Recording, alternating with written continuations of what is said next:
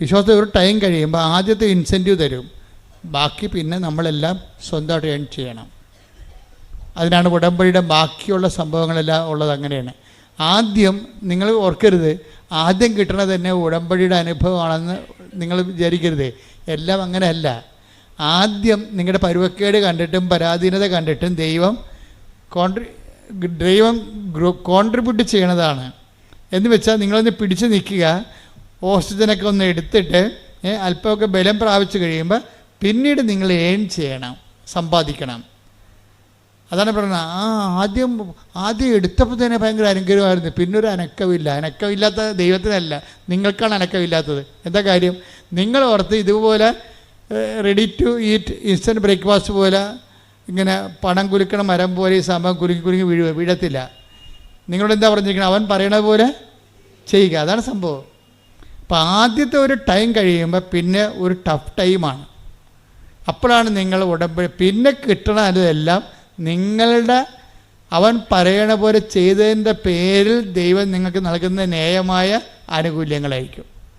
ആദ്യത്തേതെല്ലാം ഔദാര്യമാണ്. ഇപ്പം ഗ്രാൻഡായിട്ട് തന്നെയാണത്. അത് തിരിച്ചടക്കേണ്ട കാര്യമില്ലാത്ത പോലെ നമുക്ക് കിട്ടത്തില്ല. അതുപോലെ ഗ്രാൻഡാണ്. പക്ഷേ ഒരു ഒന്ന് രണ്ട് അനുഭവങ്ങൾ കഴിഞ്ഞാൽ പിന്നെ ഈ സാധനം ചിലർക്ക് പെട്ടെന്ന് നിങ്ങൾ സ്വിച്ചിട്ട പോലെ നിൽക്കും. അപ്പം നിങ്ങളോർക്കും ഉടമ്പടി ഇത്രയേ ഉള്ളെന്ന്. അല്ല, നിങ്ങൾ ഇത്രയേ ഉള്ളൂ. അതാണ് പ്രശ്നം. ഉടമ്പടി ഇത്രയേ ഉണ്ടായിട്ടല്ല, നിങ്ങൾ ഇത്രയേ ഉള്ളൂ. എന്താ കാര്യം? ഇങ്ങനെ ഓസിന് കിട്ടുന്ന കാര്യം അങ്ങോട്ട് വെട്ടി വിഴുങ്ങിയിട്ട് കൈയും കെട്ടി പഴയതുപോലെ ഇരിക്കും. ഇത് വർക്കൗട്ട് ചെയ്യത്തില്ല. എന്താ കാര്യം? ഇനി നിങ്ങളുടെ ഊഴമാണ്. അവൻ പറയണ പോലെ ചെയ്യണ ഊഴമാണ്. അതാരാണ് ദൈവസ്നേഹത്തോടെ ചെയ്യണത്?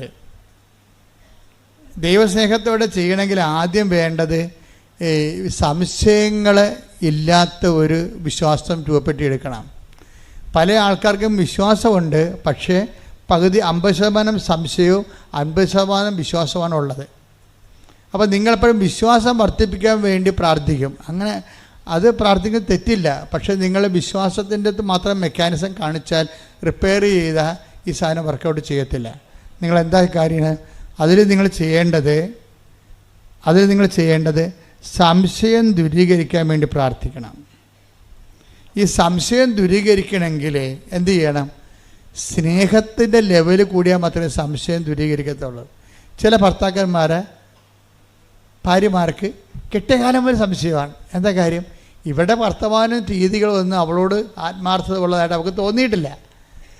എന്താ പ്രശ്നം? അങ്ങനെ വരാൻ കാര്യം അതാ. ചില ഭാര്യമാർക്കും തിരിച്ചു വരും, ഭർത്താക്കന്മാർക്കും തിരിച്ചു വരും. ഇങ്ങനെ സംശയം വെച്ച് കഴിഞ്ഞാൽ ഈ സ്നേഹം കുറയുന്ന പോലെ അവർക്ക് തോന്നിയാൽ പിന്നെ സംശയം കൂടിക്കൊണ്ടേയിരിക്കും. ഇപ്പോൾ പിന്നെ ആർക്കാണ് മരുന്ന് കൊടുക്കേണ്ടത്? സ്നേഹമാണ്, ലവ് ലെവലാണ് വർദ്ധിപ്പിക്കേണ്ടത്. ഉടമ്പടിയുടെ ഒരു ജീവശാസ്ത്രം, ബയോളജി ഓഫ് ദി കവനൻറ്റ്, അതിൻ്റെ ഗ്രോത്ത് വരുന്ന, അത് വളർന്നു വരുന്ന ഒരു ജീവശാസ്ത്രം അങ്ങനെയാണ്. സംശയങ്ങൾ കുറഞ്ഞുകൊണ്ടിരിക്കാൻ നോക്കുമ്പോൾ അതിന് സംശയം കുറയ്ക്കണമെന്നല്ല പ്രാർത്ഥിക്കേണ്ടത്. പറഞ്ഞത് എന്താണ്? സ്നേഹം കൂട്ടണമേ. പക്ഷെ സ്നേഹത്തിനൊരു കുഴപ്പമുണ്ട്. ഞാൻ സ്നേഹിക്കുന്നു എന്ന് പറഞ്ഞാലൊന്നും ദൈവം ഏക്കത്തില്ല. ഇന്നല്ലെങ്കിൽ നാളെ തെളിയിക്കാൻ പറയും. അങ്ങനെയാണ് 3 പ്രാവശ്യം 10 ദിവസത്തോട് ചോദിച്ചു. അപ്പോൾ 10 ദിവസം അവസാനം പറഞ്ഞു സ്നേഹിക്കുന്നു അങ്ങേക്ക് എല്ലാം അറിയാമല്ലോ, എന്നാൽ തല കിഴക്കാൻ പാട് മരിക്കാൻ പറയും. അപ്പോൾ പണി കിട്ടും. മനസ്സിലായില്ലേ? സ്നേഹിക്കുന്നു 10 ദിവസം 3 പ്രാവശ്യം പറഞ്ഞ്. പക്ഷേ തൽക്കാലത്തൊക്കെ ആ പാഠം അവിടെ വെച്ച് ആ ടെസ്റ്റ് അവിടെ വെച്ച് അവസാനിക്കുകയാണ്. പക്ഷേ അത് കർത്താവ് പറയും, നീ പറഞ്ഞൊക്കെ ഞാൻ അംഗീകരിച്ചു, പക്ഷേ ഇതിനൊരു ടെസ്റ്റ് ഉണ്ട്. അതെന്താണ്? എനിക്കിട്ട കുരിശ് തല കിഴക്കാൻ പാടായി നിനക്കിട്ടും. അപ്പം നീ എന്ത് പറയും? അതാണ് സ്നേഹം. ചെല്ലണതല്ല, ചെയ്യണതാണ് സ്നേഹം. മനസ്സിലായില്ല? അതുകൊണ്ടാണ് അവൻ പറയണ പോലെ ചെയ്യാൻ പറയണത്. കർത്താവിൻ്റെ നാമത്തിൽ അവൻ്റെ സ്നേഹത്തെ പ്രതി നമ്മൾ എന്ത് ചെയ്തു എന്നാണ് ദൈവം നോക്കണത്. പ്രാർത്ഥിക്കുക, കർത്താവായ ദൈവമേ, കർത്താവായ ദൈവമേ, നിന്റെ സ്നേഹത്തിൽ വളരാൻ, വിശ്വാസത്തിൽ ഉയരാൻ, സംശയം കുറക്കാൻ, എന്നെ സ്നേഹത്തിന്റെ പ്രവൃത്തികളുടെ സുവിശേഷത്തിന്റെ സാക്ഷികളാക്കണമേ.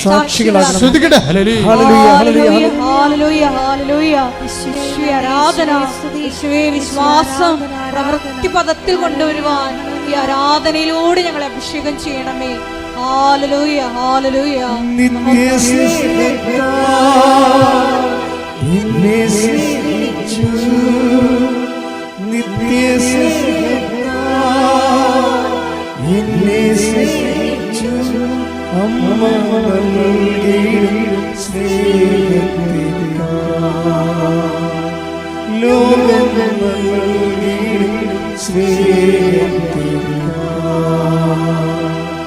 അങ്ങേയും പോകയില്ല, അങ്ങേയും പോകയില്ല, അങ്ങേ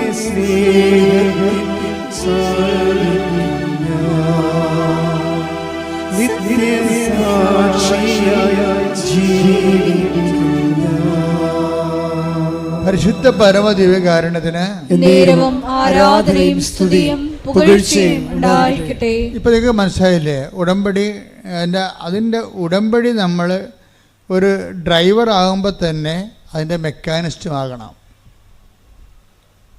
അത് മനസ്സിലായില്ലേ? നമ്മൾ ഉടമ്പടിയുടെ ഡ്രൈവറായിട്ട് മാത്രം ഇരുന്ന് കഴിഞ്ഞാൽ ഈ സാധനം ഇടയ്ക്ക് വഴി വീണാൽ ആരും സഹായിക്കത്തില്ല. അപ്പോൾ മെക്കാനിസം കൂടി അറിഞ്ഞു കഴിഞ്ഞാൽ നമുക്ക് തന്നെ റിപ്പയർ ചെയ്തുകൊണ്ട് വണ്ടി ഓടിച്ചുകൊണ്ട് പോകാൻ പറ്റും. അപ്പോൾ എന്താ സംഭവം? ഉടമ്പടിക്ക് വീഴ്ച വരാൻ സാധ്യതയുള്ളത് സ്നേഹം, ദൈവസ്നേഹം കൂട്ടാൻ നിങ്ങൾ ശ്രദ്ധിച്ചു കഴിഞ്ഞാൽ മതി, വേറെ ഒന്നും ചെയ്യേണ്ട. ദൈവസ്നേഹം കൂട്ടാൻ വേണ്ടി പ്രവർത്തനമല്ലാതെ അവിടെ കൊണ്ട് പ്രാർത്ഥന കൊണ്ടോ ചൊല്ലൽ കൊണ്ടോ ഒന്നും ചെയ്യാൻ പറ്റത്തില്ല. അപ്പം അതുകൊണ്ട് ചെയ്യണ കാര്യങ്ങൾ അളിഞ്ഞ മോന്തയുമായിട്ട് ചെയ്യരുത്.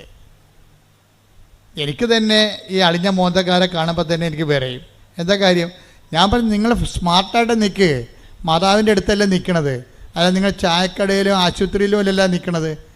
ആശുപത്രിയിലാണെങ്കിൽ ഈ മരുന്ന് കഴിച്ചാൽ ശരിയാകുമോ ഇല്ലേ, ഈ ഡോക്ടറാണ്, അതിന് വേറെ ഡോക്ടറുണ്ടാ. പല ഡോക്ടറിനെ കുറിച്ച് നമ്മളോട് പല ആൾക്കാർ പറഞ്ഞിരിക്കണ കാരണം നമ്മളൊരു ആശുപത്രിയിലും ഇത് തന്നെ ആയിരിക്കുമോ നമ്മുടെ യഥാർത്ഥ ഡോക്ടർ, ഇത് തന്നെ ആയിരിക്കും ആശുപത്രി, ഇങ്ങേര് തന്നെ കുറിച്ച് തന്നെയായിരിക്കും ആ കറക്റ്റ് മരുന്ന്, അങ്ങേര് കുറിച്ച് തന്നെ കറക്റ്റായാൽ പോലും നമുക്ക് അങ്ങനെ സംശയമായിരിക്കും. അതുകൊണ്ടാണ് ഈ അളിഞ്ഞ മോന്ത വന്നത്. ഉടമ്പടി എന്ന് പറയുന്ന ഒരു സ്മാർട്ട് പ്രോജക്റ്റാണ്. കർത്താവിൻ്റെ അടുത്ത് വരുമ്പോൾ ഞാൻ ഇവിടെ ഇന്നലെയൊക്കെ അവർ പറഞ്ഞു, നിങ്ങൾ സന്തോഷമായിട്ട് പോകും. എന്താ കാര്യം? ഇത് ശരിക്കും മാതാവിൻ്റെ അടുത്ത് നിന്ന് പോകുന്നവർ അവർ കൃത്യമായിട്ടുള്ള ആൾക്കാരുടെ അമ്മ കൂടെ പോകും. കാര്യം നിങ്ങളുടെ ചില ആൾക്കാരുടെ കൂടെ വരാത്തതിൻ്റെ കാര്യം നിങ്ങൾ അളിഞ്ഞ മോന്തയായിട്ട് വരണേ, ചത്തവൻ്റെ വീട്ടിൽ മരിച്ചവരിക്കണവർ അടുത്ത ആൾ അങ്ങോട്ട് പോവുകയും ചെയ്യും. ഇതെല്ലാം മാതാവ് കാണുന്നുണ്ടല്ലോ. അതിൻ്റെ അടുത്ത് ഈ പന്നി വിശ്വസിക്കണില്ല എന്നുള്ളത് അമ്മയ്ക്ക് അറിയാം. പിന്നെ ഇതിൻ്റെ കൂടെ പോയിട്ട് എന്നാ കാണിക്കാനാണ്? അതാണ് നിൻ്റെ കൂടെ വന്നിട്ട് എന്നാ കാണിക്കാനാണ്. പക്ഷെ നിനക്ക് നല്ല ദൈവസ്നേഹമുണ്ട്, നല്ല പ്രത്യാശ ഉണ്ട്. കഴിഞ്ഞ ദിവസങ്ങളിലേ അമലു എന്നും പറഞ്ഞൊരു കുഞ്ഞു സാക്ഷ്യം പറഞ്ഞാണ്. അമലുവിൻ്റെ സാക്ഷ്യം എന്ന് പറഞ്ഞത്, അമലു ഉള്ളതുപോലെ മാതാവിനോട് പറയുന്ന ആളാണ്. അമൽ പറഞ്ഞു, 10 കൊല്ലയുടെ മക്കളില്ലേ ആളിന്. അപ്പോൾ പല ചികിത്സ കഴിഞ്ഞിട്ട് മക്കൾ എന്നുള്ള കാര്യം ആ ചാപ്റ്റർ അവർ ക്ലോസ് ചെയ്തിരിക്കുകയാണ്. ഇനിയിപ്പോൾ ഇങ്ങനെ ജീവിച്ചോളാമെന്നുള്ള ഒരു മനസ്സിനെ അങ്ങനെ പഠിപ്പിച്ചു, അങ്ങനെ കുഴപ്പമില്ലാതെ പോവുകയാണ്. അപ്പോഴാണ് ആൾക്കാർ പറയണത്, കൃപാസനം മാതാവ് 25 വർഷമായിട്ട് മക്കളില്ലാത്തവർക്ക് മക്കളെ കൊടുക്കുന്നുണ്ടെന്ന് പറഞ്ഞു. അപ്പോൾ അവർക്ക് പുതിയൊരു അധ്യായം ആണ് ശരിക്കും തുറന്നത് ജീവിതത്തിൽ. അതാണ് സംഭവം. പിന്നെ അത് നിങ്ങൾ അങ്ങോട്ടും ഇങ്ങോട്ടും പറയണില്ലേ, അതാണ് സുവിശേഷം എന്ന് പറയണത്. നിങ്ങൾ പറയാതിരിക്കരുത്. നിങ്ങൾക്ക് പറയാൻ കഴിവുണ്ടെന്നും നിങ്ങൾക്ക് പറയാൻ കഴിയുമെന്നും ഒക്കെ അമ്മയ്ക്കറിയാം. ഇവിടുത്തെ നിങ്ങൾ പണിമേടിക്കാൻ പോണേ എപ്പോഴാണെന്നറിയാമോ? നിങ്ങൾ പണിമേടിക്കണ വഴികൾ ഞാൻ പറയുകയാണേ. എന്ന് വെച്ചാൽ നിങ്ങൾക്കുണ്ടാകുന്ന ചില ഗുണങ്ങൾ, നിങ്ങൾ വീട് വെച്ച കാര്യം, അല്ലെങ്കിൽ നിങ്ങൾക്ക് ചിട്ടി വീണ കാര്യം ഒക്കെ നിങ്ങൾക്ക് നന്മയുണ്ടാകുന്ന കാര്യങ്ങളൊക്കെ നിങ്ങൾ മറ്റുള്ളവരോട് പറയണ സ്വഭാവമാണ് നിങ്ങൾക്കുള്ളത്. അത് എപ്പോഴായാലും നിങ്ങൾ പറയും, പള്ളിയിൽ നിന്ന് വരുമ്പോഴായാലും പോകുമ്പോഴായാലും ഫോൺ എടുക്കുമ്പോഴായാലും പറയും. പക്ഷേ ദൈവം നിങ്ങളുടെ ഇടയിൽ പ്രവർത്തിച്ച കാര്യം നിങ്ങൾ പറയത്തില്ല. അത് നിങ്ങൾ ആത്മശോധന ചെയ്യേണ്ട ഉടമ്പടി പാപമാണ് ശരിക്കും. ഇപ്പോൾ ഈ ഉടമ്പടി കുമ്പസാരം എന്ന് പറയുമ്പോൾ ഞാൻ അച്ഛന്മാരുടെയൊക്കെ അധികമൊന്നും സംസാരിക്കത്തില്ല. കാര്യത്തിൽ എനിക്ക് എന്താ വെച്ചാൽ എനിക്ക് ഉടമ്പടി കുമ്പസാരത്തെക്കുറിച്ച് എനിക്കൊരു ഐഡിയ ഉണ്ട്. എന്താ ഉടമ്പടി കുമ്പസാരം എന്ന് പറയണത്? അത് കരിസ്മാറ്റിക് കുമ്പസാരമോ ഇടവക വാർഷിക ധ്യാനം കുടുംബ കുമ്പസാരമോ അല്ല. ഉടമ്പടി എടുത്തതിന് ശേഷം ഒരു വ്യക്തി ഉടമ്പടിയിൽ ദൈവവുമായിട്ട് ജീവിച്ച് കഴിയുമ്പോൾ ആ വ്യക്തി കൈവരിക്കേണ്ട ചില ആധ്യാത്മിക ഔന്നത്യങ്ങളുണ്ട്. അവിടം വരെ എത്തിയില്ലെങ്കിൽ ഉപേക്ഷ എന്ന പാപമാണത്. മനസ്സിലായില്ലേ? അവിടം വരെ. അപ്പോൾ ഒരു ഉടമ്പടി എടുത്തു കഴിയുമ്പോൾ ഒരു വ്യക്തി കൈവരിക്കേണ്ട ആധ്യാത്മികമായ ഔന്നത്യമുണ്ട്. ആ വ്യക്തി അതനുസരിച്ച് വളർന്നില്ല എന്നുണ്ടെങ്കിൽ അതൊരു ഉടമ്പടി പാപമായിട്ട് വരും, ഉപേക്ഷ എന്ന പാപമായിട്ട് വരും. എന്താ കാര്യം വെച്ചാൽ നിങ്ങളുടെ പഴയ ഫയൽ നോക്കിക്കഴിഞ്ഞാൽ നിങ്ങളുടെ എല്ലാ നല്ല കാര്യങ്ങളും, മക്കളുടെ കാര്യങ്ങളും മരുമക്കളുടെ കാര്യങ്ങൾ പോലും നിങ്ങൾ നാട്ടുകാരെ കെട്ടിയിരുന്നൊളിക്കുന്ന ആളാണ്, പറയുന്ന ആളാണ്. സ്വന്തം കേമത്വത്തിന് വേണ്ടിയായിരിക്കും അത് പറയണത്. പക്ഷെ ദൈവം നിങ്ങൾക്ക് തന്ന കാര്യങ്ങളെ പലതും നിങ്ങൾ പറയണില്ല. അഥവാ ഇനി ദൈവം തന്ന കാര്യം പോലും പറയണത് നിങ്ങളുടെ അക്കൗണ്ടിലായിരിക്കും. ഇവിടെ വന്നിട്ട് സാക്ഷിയൊക്കെ പറയും, ഞങ്ങൾക്ക് വീടില്ലായിരുന്നു, സ്ഥലമില്ലായിരുന്നു, വഴിയില്ലായിരുന്നു, അമ്മയടുത്ത് വന്നപ്പോൾ അമ്മ വീട് തന്നു, സ്ഥലം തന്നെന്നൊക്കെ പറയും. ഇവിടെ വന്ന് പറയും. പക്ഷേ നാട്ടിൽ ചെന്നിട്ട് എന്ത് പറയും? യൂട്യൂബിൽ ഈ സാധനം വന്ന കാര്യം നിങ്ങൾ നാട്ടുകാരറിഞ്ഞ കാര്യം നിങ്ങൾക്കറിയത്തില്ല. നിങ്ങളെ പഴയ സ്വഭാവം അനുസരിച്ച് നാട്ടുകാരോട് പറയും, ഭയങ്കര കഷ്ടപ്പെട്ടാണെങ്കിൽ ഞാൻ മുണ്ട് മുറുക്കി കൊടുത്താണെങ്കിൽ ഒരു വീട് വാങ്ങിച്ച്. അപ്പോൾ മുണ്ട് മുറുക്കി കൊടുത്തത് നിങ്ങൾ, മാതാവ് ഞൊട്ടി. അല്ല സംഭവം ഇതാണ്. ഒരു സാധനത്തിൻ്റെ വേർഷമ്പടം കണ്ടില്ലേ? അതാണ് ഞാൻ പറയും, ഓർഡർ തമ്മാവ ആളറിയാം. അത് ഞാനല്ല പറയണത്, പുള്ളിക്കാരത്തി പറഞ്ഞോളൂ. ആളെ കാണുമ്പോൾ തന്നെ പറയും, ചുമ്മാ ഉടായ്പാണ്, അനുഗ്രഹം അടിച്ചു മാറ്റാൻ വന്നിരിക്കുകയാണ്, കിട്ടിക്കഴിഞ്ഞാൽ അത് അവളുടെ അക്കൗണ്ടിൽ മാത്രമേ അവളെ കെട്ടി എഴുന്നള്ളിക്കത്തുള്ളൂ എന്നറിയാം. ഇങ്ങനെയുള്ള അഭ്യാസം ഉടമ്പടി നടക്കത്തില്ല. അതുകൊണ്ട് സത്യസന്ധരായിരിക്കാൻ നോക്കുക, പ്രാർത്ഥിക്കുക. കർത്താവായ ദൈവമേ, സത്യസന്ധമായി നീ തന്ന നന്മകളെ എടുത്തുയർത്തി പൊതുജനങ്ങൾക്ക് കൈമാറിക്കൊണ്ട് സുവിശേഷമാകുവാനും സുവിശേഷമേകുവാനും എന്നെ അങ്ങയുടെ രക്ഷയുടെ സാക്ഷിയാക്കണമേ.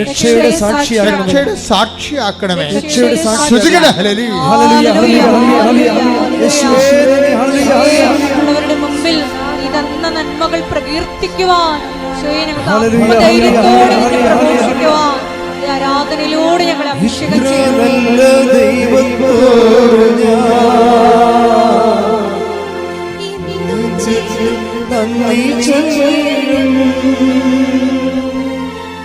എന്റെ കൊച്ചു ജീവിതത്തെ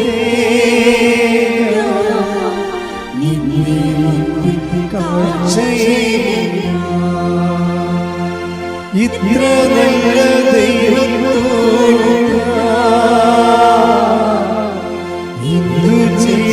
നന്ദി ചൊല്ലിടും. എന്റെ കൊച്ചു ജീവിതത്തെ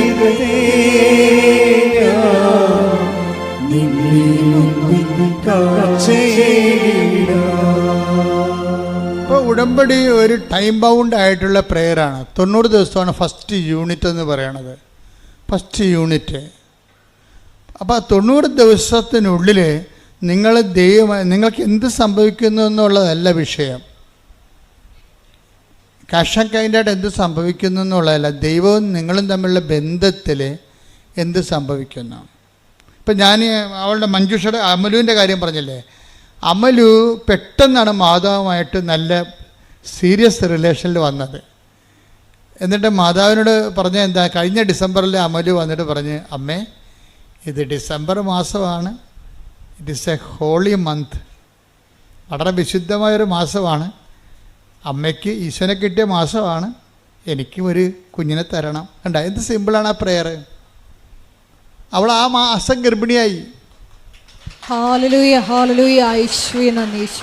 അപ്പോൾ ദൈവത്തോട് ഇൻട്രാക്ട് ചെയ്യണം. ഞാൻ എപ്പോഴും പ്രാധാന്യം കൊടുക്കുന്നത് common faith of the common പീപ്പിളാണ്. നമുക്ക് സംഭവിച്ചത് വിശ്വാസത്തിന് ഒരു സാങ്കേതിക ജടിലതയിൽ അപ്രാപ്യമായിട്ട് സാങ്കേതിക ജ്ഞാനമായിട്ട് പ്രതിഷ്ഠിക്കപ്പെട്ടത് കാരണം ഈ വിശ്വാസത്തിൻ്റെ നല്ല ഫലങ്ങൾ താഴേക്ക് വരത്തില്ല. താഴേക്ക് വരുത്താൻ വേണ്ടി വല്ല രാഷ്ട്രീയ കഥകളോ നാട്ടുകഥകളോ അവിടെ കല്ലില്ല ഇവിടെ കല്ലില്ല എന്നൊക്കെ പറഞ്ഞ് പുൾപ്പിറ്റ് ആപ്പാടെ കുളമാക്കി കളയും. ജനങ്ങൾക്ക് ദൈവത്തിൻ്റെ വഴികൾ പറഞ്ഞു കൊടുക്കാനും ദൈവാനുഭവത്തിലേക്ക് ജനങ്ങളെ നയിക്കാനും അവർ അനുഭവിച്ച് പരിചയിച്ച ആധ്യാത്മികതയുടെ ചില പുഴുക്കുത്തുകളെ എടുത്തു മാറ്റിയിട്ട് അതിനെ ക്രെഡിലൈസ് ചെയ്തിട്ട് അതിലവരെ ബൂസ്റ്റ് ചെയ്യുകയാണ് ഉടമ്പടി ചെയ്യണത്. എന്നിട്ട് ഇപ്പം നിങ്ങൾക്ക് സംസാരിക്കാൻ നല്ലോണം അറിയാം, അപ്പോൾ ദൈവത്തോട് നിങ്ങൾ അമ്മയെന്നല്ലേ വിളിക്കണത്, അല്ലേ? അല്ല കളക്ടർ എന്നല്ലേ വിളിക്കണത്, അമ്മ. അപ്പോൾ നമുക്ക് ആ ഒരു അമിക്കബിലിറ്റി ഉണ്ട് പ്രേയറിൽ. അപ്പോൾ നിങ്ങൾ അമലു എന്താ ചെയ്യണത്? അമ്മേ, ഇതൊരു നല്ല മാസമാണ്, നല്ല വിശുദ്ധമായ മാസമാണ് ഡിസംബർ. അമ്മയ്ക്ക് ഉണ്ണീശനെ കിട്ടിയ മാസമാണ്, എനിക്ക് ഒരു കുഞ്ഞിനെ തരണം. സിമ്പിളല്ലേ പ്രേയർ? ഇതിനേക്കാൾ വലിയ പ്രാർത്ഥന എന്തുകൊണ്ട്? ആ പ്രാർത്ഥന അപ്പം തന്നെ അമ്മ പച്ചമഷിക്ക് അങ്ങോട്ട് ഒപ്പിട്ട് സാങ്ഷൻ ചെയ്യുകയാണ്. ആ ആഴ്ച തന്നെ അവൾ പ്രേയർ ഉണ്ടാകുകയാണ്. എന്ത് രസമാണ് കേൾക്കാൻ. അവൾ കുഞ്ഞിനെയും കൊണ്ടാണ് കഴിഞ്ഞ ദിവസം വന്നിരുന്നു ഇവിടെ. 10 കൊല്ലമായിട്ട് ഇതിനെക്കുറിച്ചൊരു ഐഡിയ ഇല്ലാതെയാണ്. നമുക്കൊരു സങ്കല്പമില്ലാത്ത സംഭവങ്ങളെല്ലാം മാതാവ് ഇതെല്ലാം നമുക്ക് തൊടാവുന്ന രീതിയിൽ അനുഗ്രഹമായിട്ട് കൈ തരും. പക്ഷെ നമുക്കെന്താ വേണ്ടത്? അമലുവിന് സംശയമില്ല അവൾ പറയുന്നതിൽ. ആ വർത്തമാനം കേട്ടാൽ മനസ്സിലാവും, സ്നേഹം മാത്രമേ ഉള്ളൂ, അതിൽ സംശയമില്ല. ആ വർത്തമാനം സ്കാൻ ചെയ്യുമ്പോൾ അറിയാൻ പറ്റും. എന്താണ്? ഓ, ഞാനിങ്ങനെയൊക്കെ പറയണേ, കിട്ടുക വെറുതെ, ഇത് രൂപമല്ലേ, അമ്മയല്ലല്ല. അവിടേക്കാണ് പ്രശ്നം വേണ്ടത്. ഇത് രൂപമല്ലേ, അമ്മയല്ല എന്നാണ് പറഞ്ഞിരിക്കുന്നത്. ഈ വങ്കന്മാർക്കാണ് ഇങ്ങനെയൊക്കെ തോന്നണത്. കാരണം അതായത് അനുഭവമുള്ളവർ അമ്മയുടെ സാന്നിധ്യത്തിൻ്റെ പ്രതീകമാണിത്. ഞാനിവിടെ സംസാരിക്കുമ്പോൾ എൻ്റെ അമ്മയോടാണ് സംസാരിക്കുന്നത്. ആ ഒരു എലവെന്ന് പറഞ്ഞാൽ ആത്മബന്ധത്തിൻ്റെ ആന്തരികതയാണ്. അതെന്ന് പറയണത് ധ്യാനത്തിനേക്കാൾ വലിയ സംഭവമാണ്. ആത്മബന്ധത്തിൻ്റെ ആന്തരികത നമുക്കറിയാമല്ലോ. നമ്മൾ എന്ത് ജ്ഞാനം, ഇപ്പം എന്ത് കറണ്ട്, എത്ര കറണ്ട്, നിങ്ങളൊരു കാര്യം സിമ്പിളായിട്ട് മനസ്സിലാക്കണേ. എത്ര കറണ്ട് ഇടുക്കിയിലുണ്ടാക്കിയാലും നാട്ടിൽ വരണത് എന്തിലൂടെയാണ്? ഒരു വയറിലൂടെയാണ് വരണത്. ഇത്രയേ ഉള്ളൂ. അപ്പോൾ നമ്മൾ എത്ര കിലോ വാട്ട് കറണ്ട് ഉണ്ടാക്കിയാലും വരണത് കമ്പിയിലൂടെയാണ്. അല്ലാതെ കമ്പിയില്ലാതെ കറണ്ട് നമുക്ക് വയർലെസ് സൗണ്ട് വരും. സൗണ്ട് വയർലെസ്സിലൂടെ വയറില്ലെങ്കിലും വരും. പക്ഷേ കറണ്ട് വയർലെസ്സായിട്ട് വരത്തില്ല. നമ്മൾ എത്ര വാട്ട് കറണ്ട് ഉണ്ടാക്കിയാലും വരണത് കമ്പിയിലൂടെയാണ്. നിങ്ങൾ ദൈവത്തെക്കുറിച്ച് എന്ത് പഠിച്ചാലും, സ്വർഗത്തിൽ പോയി കുത്തിയിരുന്ന് പഠിച്ചാലും ട്രാൻസ്മിഷൻ പ്രാർത്ഥനയിലൂടെ വരത്തുള്ളൂ. അതെപ്പോഴും മനസ്സിലാക്കണം. പിടിയിടിയാ. നിങ്ങൾ ദൈവത്തെക്കുറിച്ച് എന്ത് ശാസ്ത്രം പഠിച്ചാലും ശരി, ദൈവത്തോടുള്ള കമ്മ്യൂണിക്കേഷൻ പ്രാർത്ഥനയിലൂടെ വരത്തുള്ളൂ. അല്ലെങ്കിൽ പ്രാർത്ഥനാ നിർഭരമായ പ്രവർത്തനങ്ങൾ, അതിൻ്റെ കണ്ടൻറ്റ് വൈസ് സ്നേഹമാണ്, അല്ല വേറെ ഒന്നുമല്ല. വിശ്വാസമെന്ന് പറഞ്ഞു കഴിഞ്ഞാൽ വിശ്വാസത്തിൻ്റെ അകത്തുള്ളൊരു കുഴപ്പം, അതിൻ്റെ അകത്ത് നമ്മൾ സൂക്ഷിച്ചില്ലെങ്കിൽ സംശയത്തിൻ്റെ ഒരു ചേരുവക ഉണ്ടാകും. അതുകൊണ്ട് ദൈവം നിങ്ങൾ വിശ്വാസത്തെ ഒത്തിരി ഇട്ട് വർദ്ധിപ്പിക്കാൻ വേണ്ടി അതിൻ്റെ അകത്ത് റിപ്പയർ ചെയ്യാൻ നോക്കണ്ട, ടൈം എടുക്കും. അതിന് പറയും നിങ്ങളെന്താ ചെയ്യേണ്ടത്? ദൈവത്തോടുള്ള സ്നേഹം വർദ്ധിപ്പിക്കണം. എന്താ കാര്യം? സ്നേഹം വർദ്ധിക്കുന്നുണ്ടെങ്കിൽ, ദൈവത്തോടൊക്കെ സ്നേഹം ഉണ്ടെങ്കിൽ നിങ്ങൾക്ക് നിങ്ങളുടെ നാത്ത് ചില ആൾക്കാർ പറയുന്നത്, എൻ്റെ അച്ഛ എന്ത് ചെയ്യാനാണ് അച്ഛ, എൻ്റെ മാല അവൾ കൊണ്ടുപോയി, ഇപ്പം തരാമെന്ന് പറഞ്ഞ് കൊണ്ടുപോയതാണ്. അവളുടെ മാല ചിട്ടിക്ക് എടുത്തപ്പോൾ പണയം വെച്ച് പോയി. അങ്ങനെ ആ മാല, അപ്പോൾ അവൾക്കൊരു കല്യാണം ഉണ്ടായിരുന്നു. ആ കല്യാണത്തിന് ഇരവ് എന്നോട് ചോദിച്ചതാണ്. പാവപ്പെട്ടവരുടെ ജീവിതം ഭയങ്കര കഷ്ടമാണ്. അങ്ങോട്ട് ചോദിക്കൊടുക്കും. അവർ എടുത്തിട്ട് പിന്നെ എന്ത് ചെയ്യും? അവർ അപ്പുറത്തെ കല്യാണത്തിന് പോകാൻ വേണ്ടി മേടിച്ച മാലയാണ്. പക്ഷേ ആ പന്നി അതിനെല്ലാം ചെയ്തത്, അവർ വിറ്റ് കളഞ്ഞ സാധനം. ഈ മനുഷ്യരോട് നമുക്ക് സംസാരിക്കാൻ പറ്റുമോ? പിന്നെ എന്നെ പറ്റിപ്പാണ് ആൾ, എൻ്റെ മാല ഊരിക്കൊണ്ടുപോയി എന്നോട് ചോദിക്കാൻ വിറ്റ ആളാണ്, ഇനി എൻ്റെ അടിച്ചതിൻ്റെ അകത്ത് അവളെ കയറ്റത്തില്ലെന്ന് പറയും. പക്ഷെ ഉടമ്പടി എടുത്താൽ പറയാൻ പറ്റത്തില്ല. എന്താ കാര്യം? നമ്മൾ ദൈവത്തെയാണ് സ്നേഹിക്കണത്. പിടിയിടിയാ. അപ്പം നിങ്ങൾക്കിട്ട് പണി തന്ന ആൾക്കാരോടും നിങ്ങൾ ഉടമ്പടിയോട് കൂടി നിരപ്പാകാൻ നോക്കണം. കാര്യം വിശ്വാസമല്ല വലുത്, എന്താണ്? സ്നേഹമാണ്. കാര്യം എന്താണ്? ആ മാലയെക്കാളും നാത്തുവിനോടുള്ള വൈരാഗ്യത്തെക്കാളും എൻ്റെ ദൈവത്തെ ഞാൻ സ്നേഹിക്കുന്നു. സ്നേഹിക്കുന്നവൻ എന്താ പറഞ്ഞിരിക്കണത്? നിങ്ങൾ ശത്രുവിനായാലും എന്നെ പ്രതി സ്നേഹിക്കണം. അതാ പ്രശ്നം. അത് എന്നിട്ട് കർത്താവ് ചോദിക്കും, സ്നേഹിക്കുന്നവരെ മാത്രമാണ് നിങ്ങൾ സ്നേഹിക്കണമെങ്കിൽ പ്രതിഫലത്തിന് എന്താണ്? Take the word of God. ശ്രുതിക്കട്ടെ. ഹല്ലേലൂയ, ഹല്ലേലൂയ, ഹല്ലേലൂയ, ഹല്ലേലൂയ, ഹല്ലേലൂയ, ഹല്ലേലൂയ. യേശുവേ നന്ദി. ഹല്ലേലൂയ, ഹല്ലേലൂയ. യേശുവേ ആരാധന, ആരാധന. മത്തായി 5:46. മത്തായി 5:46. നിങ്ങളെ സ്നേഹിക്കുന്നവരെ നിങ്ങൾ സ്നേഹിച്ചാൽ. കേട്ടോ കേട്ടോ കേട്ടോ, എന്താ പറയണത്? നിങ്ങളെ സ്നേഹിക്കുന്നവരെ നിങ്ങൾ സ്നേഹിച്ചാൽ നിങ്ങൾക്ക് എന്ത് പ്രതിഫലമാണ് ലഭിക്കുക? നിങ്ങൾക്ക് എന്ത് പ്രതിഫലമാണ് ലഭിക്കുക? ചുങ്കക്കാർ പോലും അത് തന്നെ ചെയ്യുന്നില്ലേ? അതെന്താ സംഭവിച്ചു കഴിഞ്ഞാല്, ഈ ചുങ്കക്കാരാണെങ്കിൽ പോലും അവരെ സ്നേഹിക്കുന്നവർക്ക് തന്നെ അവർ അങ്ങോട്ടും ഇങ്ങോട്ടും സ്നേഹിക്കുന്നുണ്ട്. പക്ഷെ അതിന് ദൈവത്തിൻ്റെ തിരുസന്നിധിയിൽ നിന്ന് നമുക്ക് റിവാർഡൊന്നുമില്ല. പ്രതിഫലം എന്ന് പറഞ്ഞാൽ ആര് തരേണ്ടതാണ്?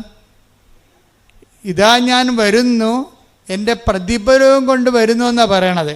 കൃപയുടെ അവസാന കാലത്തിൻ്റെ വരവിന്, അവസാന കാലത്തെ വരവിൽ പറയണ, ഇതാ ഞാൻ വരുന്നു, എൻ്റെ പ്രതിഫലവും കൊണ്ടുവരുന്നു, അഥവാ എൻ്റെ സമ്മാനവും കൊണ്ടുവരുന്നു. അപ്പോൾ അതാരാണ്? ദൈവത്തിൽ നിന്ന് ലഭിക്കുന്നതാണ് പ്രതിഫലം എന്ന് പറയണത്. ദൈവത്തിൽ നിന്ന് ലഭിക്കുന്നതിനാണ് പ്രതിഫലം എന്ന് പറയണത്. അതെങ്ങനെ കിട്ടണത് നമുക്ക്? അത് നമുക്ക് കിട്ടണം, നിങ്ങളെ സ്നേഹിക്കുന്നവരെ മാത്രം നിങ്ങൾ സ്നേഹിച്ചാൽ ദൈവത്തിൽ നിന്നൊന്നും പ്രതീക്ഷിച്ചിട്ട് കാര്യമില്ല. ഓക്കെ അല്ലേ? ഓക്കെ അല്ലേ? പറച്ച് എന്ത് ചെയ്യണം? ശത്രുക്കളെ സ്നേഹിക്കണം, ദ്രോഹിക്കുന്നവരെ ആശീർവദിക്കണം. സെൻറ്റ് പോൾ പറയും, ആശീർവദിക്കുക മാത്രമേ ചെയ്യാവൂ. ഇതിനെ ഉടമ്പടിക്ക് പറ്റുന്ന രീതിയിൽ നമ്മുടെ ജീവിതം ക്രമീകരിക്കുകയാണ്, ജീവിതം പുനഃക്രമീകരിക്കുകയാണ്. എന്താ ഇത് പെട്ടെന്ന് സ്പീഡാക്കാനുള്ള മാർഗ്ഗമാണ്. ഉടമ്പടി അനുഭവങ്ങളെ പെട്ടെന്ന് സ്പീഡാക്കാനുള്ള മാർഗം. സ്പീഡാക്കുക എന്ന് പറഞ്ഞു കഴിഞ്ഞാൽ അതിൻ്റെ അകത്ത് നമുക്ക് നമ്മുടെ റോഡിലൊക്കെ ചില റോഡുകളൊക്കെ പോയാൽ നമുക്ക് ഭയങ്കര സ്ലോ ആയിരിക്കും. കട്ടറും അല്ലേ, ബമ്പും ഹമ്പും കട്ടറും എല്ലാം കൂടി അങ്ങോട്ട് വിടും. പക്ഷേ അങ്ങനെയല്ല, ഇതെല്ലാം നിരപ്പാകും. ജനങ്ങളുമായിട്ട് നമ്മൾ നിരപ്പായി കഴിഞ്ഞാൽ ദൈവത്തിൻ്റെ ഇടപെടലിൻ്റെ സ്പീഡ് കൂടും. അതുകൊണ്ടാണ് സെൻറ്റ് ജോണൊക്കെ പറയണത്. എന്താ പറയണത്? കുന്നും മലയും നിരപ്പാക്കുവിൻ. അതാണ് സംഭവം. കുന്നും മലയും വളഞ്ഞവ ഋജുവാക്കപ്പെടും. അപ്പം നേരെ എല്ലാ വിഷയത്തിൻ്റെ പിന്നിലും സൂത്രപ്പണികളൊന്നും പറ്റത്തില്ല, മറിച്ച് നേരെ പോകാൻ പറ്റത്തുള്ളൂ. നമുക്കിത്തിരി നഷ്ടം, സാമ്പത്തിക നഷ്ടം മാനുഷികവും ഭൗതികമായിട്ടും ഉണ്ടായാലും സൂത്രപ്പണി പറ്റത്തില്ല. അപ്പോൾ ഇതിന് നമ്മൾ എപ്പോഴും ചെയ്യേണ്ടത്, ഉടമ്പടിയിലേക്ക് വരുമ്പോൾ സ്പീഡാകണമെങ്കിൽ ആദ്യം എന്ത് ചെയ്യും? ഈശോ വരാൻ പോയപ്പോൾ യോഹന്നാൻ എന്താ പറഞ്ഞത്? യോഹന്നാൻ പറഞ്ഞത് എന്താണ്? വൃക്ഷങ്ങളുടെ വേരിന് കോടാലിവയ്ക്കപ്പെട്ടിരുന്നു, ഫലം തരാത്ത വൃക്ഷങ്ങളെ വെട്ടിത്തീരെറിയപ്പെടും. എന്നിട്ട് പറഞ്ഞാൽ കുന്നും മലയും നിരപ്പാക്കപ്പെടും. അപ്പോൾ ഇങ്ങനെ നേരെ ആക്കി കഴിഞ്ഞാൽ, അതായത് വളവ്, വഞ്ചന, ചതി, പറ്റിപ്പ്, ഇങ്ങനെയുള്ള ഓരോ കുടില സൂത്രങ്ങളൊക്കെ എല്ലാം റെക്ടിഫൈ ചെയ്യണം. ദൈവത്തിന് പ്രവർത്തിക്കാൻ പറ്റുന്ന രീതിയിൽ നമുക്കവിടെ നഷ്ടവും ലാഭവും നോക്കരുത്. ദൈവമാണ് ഏറ്റവും വലിയ ലാഭം. പിടികിട്ടുന്നുണ്ടോ? ദൈവമാണ് ഏറ്റവും വലിയ ലാഭം. അതായത് ഒരു പശു നമ്മൾ 40,500 രൂപയ്ക്ക് വാങ്ങിച്ചു. അത് അതിനെ വിറ്റപ്പോൾ 35,750 രൂപ. ലാഭമോ നഷ്ടമാണ്? നഷ്ടം. പക്ഷേ ആൾക്കാർ ചിലർ പറയും, മറ്റത് 500 രൂപയല്ലേ, ഇപ്പോൾ 750 രൂപ കിട്ടിയല്ല എന്ന് പറയും. ആൾക്കാരെ അളക്കണത് ഇങ്ങനെയാണ്. വെച്ച് കഴിഞ്ഞാൽ ഈ ദൈവത്തെപ്പോലും അളക്കണത് ഇങ്ങനെയാണ്. അതായത് നിങ്ങൾ ഈ ക്യാഷ് ആൻഡ് കൈൻഡ് വെച്ചുകൊണ്ടാണ് ദൈവത്തെ അളക്കണത്. എന്നിട്ട് നിങ്ങൾ വിചാരിക്കണത് ദൈവമാണ് ഏറ്റവും വലിയ ലാഭം. അപ്പം അതുകൊണ്ട് തന്നെ നമ്മൾ ജീവിതത്തെ കണക്കാക്കേണ്ടത്, നമുക്ക് ജീവിതത്തിലുണ്ടാകുന്ന ചെറിയ രൂപയുടെ ലാഭവും എടുത്തിട്ട് അത് നഷ്ടമെടുത്തിട്ട് അത് വലിയ നഷ്ടമാണ് നിങ്ങൾ കൊട്ടിക്കോഷിച്ച് മോന്തം കയറ്റിയിരിക്കരുത്. മറിച്ച് എന്താണ്? ദൈവത്തെ കിട്ടാൻ വേണ്ടി കുറേ കോംപ്രമൈസ് ചെയ്യേണ്ടി വരും ജീവിതത്തിൽ. ചിലപ്പോൾ ക്ഷമയായിരിക്കും, ചിലപ്പോൾ നന്മയായിരിക്കും. അപ്പം ഇങ്ങനെ ഓരോ പരിശുദ്ധാത്മാവിൻ്റെ ദാനങ്ങൾക്ക് അനപേക്ഷണീയമായിട്ട് ജീവിതം ഒന്ന് പുനഃക്രമീകരിക്കുന്നതാണ്. അത് അങ്ങേര് പശ്ചാത്താപത്തിൻ്റെ ജ്ഞാനസ്ഥാനമാണ് നൽകിയത് യോഹന്നാൻ മാന്താന. അപ്പോൾ ഈശോ വന്നപ്പോൾ പരിശുദ്ധാത്മാവിൻ്റെ ജ്ഞാനസ്ഥാനം നൽകി. പക്ഷേ ആ പരിശുദ്ധാത്മാവിന് ജ്ഞാനസ്ഥാനം നൽകിയപ്പോഴേ കർത്താവ് കുന്നും വരെയും നിരപ്പാക്കണ കാര്യമൊന്നും പറഞ്ഞിട്ടില്ല. പറഞ്ഞ എന്താണ്? പരിശുദ്ധാത്മാവിൻ്റെ ഫലങ്ങൾ എല്ലാവർക്കും അറിയാം. അതെന്താണ്? സ്നേഹം, ക്ഷമ, ദയ, നന്മ. Take the word of God. ശ്രുതികടെ ഹല്ലേലൂയ, ഹല്ലേലൂയ, ഹല്ലേലൂയ, ഹല്ലേലൂയ, ഹല്ലേലൂയ. യേശുവേ നന്ദി, ഹല്ലേലൂയ. 5:22-23. ഗലാത്യർ 5:22-23. എന്നാൽ ആത്മാവിന്റെ ഫലങ്ങൾ സ്നേഹം, ആനന്ദം, സമാധാനം, ക്ഷമ, ദയ, നന്മ, വിശ്വസ്തത, സൗമ്യത, ആത്മസംയമനം ഇവയാണ്. ഇതെന്തെന്ന് വരുന്ന വെച്ചാൽ ഇതിനകത്ത് ഇപ്പോൾ പ്രത്യാശ നമ്മളെ നിരാശരാക്കുന്നില്ല. റോമ 5:5 വായിച്ചേ. ഈ റോമ 5:5 ഗലാത്യർ 5:22 നമ്മൾ കണക്ഷൻ ഉണ്ടെന്നാണ് ഇപ്പോൾ പരിശുദ്ധാത്മാവ് നൽകുന്ന സൂചന. ഗലാത്യർ 5 റോമ 5:5 റോമ 5:5 പ്രത്യാശ നമ്മെ നിരാശരാക്കുന്നില്ല. ഒന്ന് പറഞ്ഞ പ്രത്യാശ നമ്മളെ നിരാശരാക്കുന്നില്ല. കാരണം നമുക്ക് നൽകപ്പെട്ടിരിക്കുന്ന പരിശുദ്ധാത്മാവിലൂടെ ദൈവത്തിന്റെ സ്നേഹം നമ്മുടെ ഹൃദയങ്ങളിലേക്ക് ചൊരിയപ്പെട്ടിരിക്കുന്നു. അപ്പോൾ പ്രത്യാശ ഉണ്ടെങ്കിൽ അതിൻ്റെ അർത്ഥം എന്താണ്? സ്നേഹം ചൊരിഞ്ഞു എന്നതിൻ്റെ അർത്ഥം ക്ലിയർ അല്ലേ? നമുക്ക് പ്രത്യാശ ഉണ്ടെങ്കിൽ സ്നേഹം നമ്മളിലേക്ക് ചുരിഞ്ഞു എന്ന അർത്ഥം. നമുക്ക് ദൈവസ്നേഹം വന്നു എന്ന് എങ്ങനെ അറിയാൻ പറ്റും? അച്ഛനും പറയും, എല്ലാവരും പറയും ദൈവസ്നേഹം. പക്ഷെ നമ്മളിലേക്ക് ദൈവസ്നേഹം വന്നു എന്ന് എങ്ങനെ അറിയാൻ പറ്റുമെന്നാണ് ഇപ്പോൾ പരിശുദ്ധാത്മാവ് ഓൺലൈനിൽ പറയണത്. എന്താ പറയണത്? അതായത് ഒന്ന് റോമർ 5:5 വായിച്ച്. പ്രത്യാശ നമ്മെ നിരാശരാക്കുന്നില്ല. പ്രത്യാശ നമ്മളെ നിരാശരാക്കുന്നില്ല. കാരണം നമുക്ക് നൽകപ്പെട്ടിരിക്കുന്ന പരിശുദ്ധാത്മാവിലൂടെ ദൈവത്തിന്റെ സ്നേഹം നമ്മുടെ ഹൃദയങ്ങളിലേക്ക് ചൊരിയപ്പെട്ടിരിക്കുന്നു. അപ്പൊ നമ്മൾക്ക് ഒരു വിഷയത്തിൽ പ്രത്യാശ ഉണ്ടെന്ന് വെച്ചാൽ അതിന്റെ അർത്ഥം എന്താണ്? പരിശുദ്ധാത്മാവും നമ്മൾ നിറഞ്ഞു എന്നതിൻ്റെ അർത്ഥം. നിറഞ്ഞിരിക്കുന്നു. പരിശുദ്ധാത്മാവിൻ്റെ ഫലം എന്താണ്? അത് സമാധാനമാണ്. ഈ പ്രത്യാശ എന്ന് പറയുന്നത് തന്നെയാണ് സമാധാനം. നമ്മൾ പരിശുദ്ധാത്മാവിൻ്റെ ഫലങ്ങൾ കണ്ടില്ലേ? പരിശുദ്ധാത്മാവ് വന്നപ്പോൾ ഉടനെ ഫലം വന്ന്. എന്താണത്? ഗലാത്യർ 5:22 വായിച്ചേ. ഗലാത്യർ 5:22-23. ഗലാത്യർ 5:22-23. എന്നാൽ ആത്മാവിന്റെ ഫലങ്ങൾ സ്നേഹം, ആനന്ദം, സമാധാനം, ക്ഷമ. ഇത് കണ്ട അതായത് സ്നേഹം സ്നേഹം, ആനന്ദം, സമാധാനം, ക്ഷമ. ഈ സമാധാനവും ക്ഷമയും എന്തിനുള്ളതാണ്? അത് തന്നെയാണ് ഈ പ്രത്യാശയുടെ കടുപ്പിച്ചിരിക്കുന്ന മനോഗുണങ്ങളെന്ന് പറയണത്. അതായത് നമ്മൾക്കൊരു വിഷയത്തിൽ പ്രത്യാശ ഉണ്ടെങ്കിൽ നമുക്കെന്തുണ്ടാകും? സമാധാനം ഉണ്ടാകും. പ്രത്യാശ ഉണ്ടെങ്കിൽ നമുക്കെന്തുണ്ടാകും? സമാധാനം ഉണ്ടാകും. ഈ പ്രത്യാശ സമാധാനം ഉണ്ടാകുമ്പോഴേ സ്വാഭാവികമായിട്ട് നമുക്ക് സമാധാനം കഴിഞ്ഞുള്ള ഫലം എന്താണ്? ക്ഷമയാണ്. ക്ഷമ എന്താണ്? കാത്തിരിക്കുന്ന സ്നേഹമാണ് ക്ഷമ.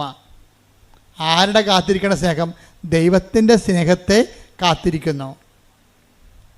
മനസ്സിലായില്ലേ? കാത്തിരിക്കുന്ന സ്നേഹത്തിനാണ് ക്ഷമയെന്ന് പറഞ്ഞാൽ. ഗാന്ധിജി പറയുന്ന വെജിറ്റബിൾ കഴിക്കുന്ന ആൾക്കാരുടെ ക്ഷമയല്ല.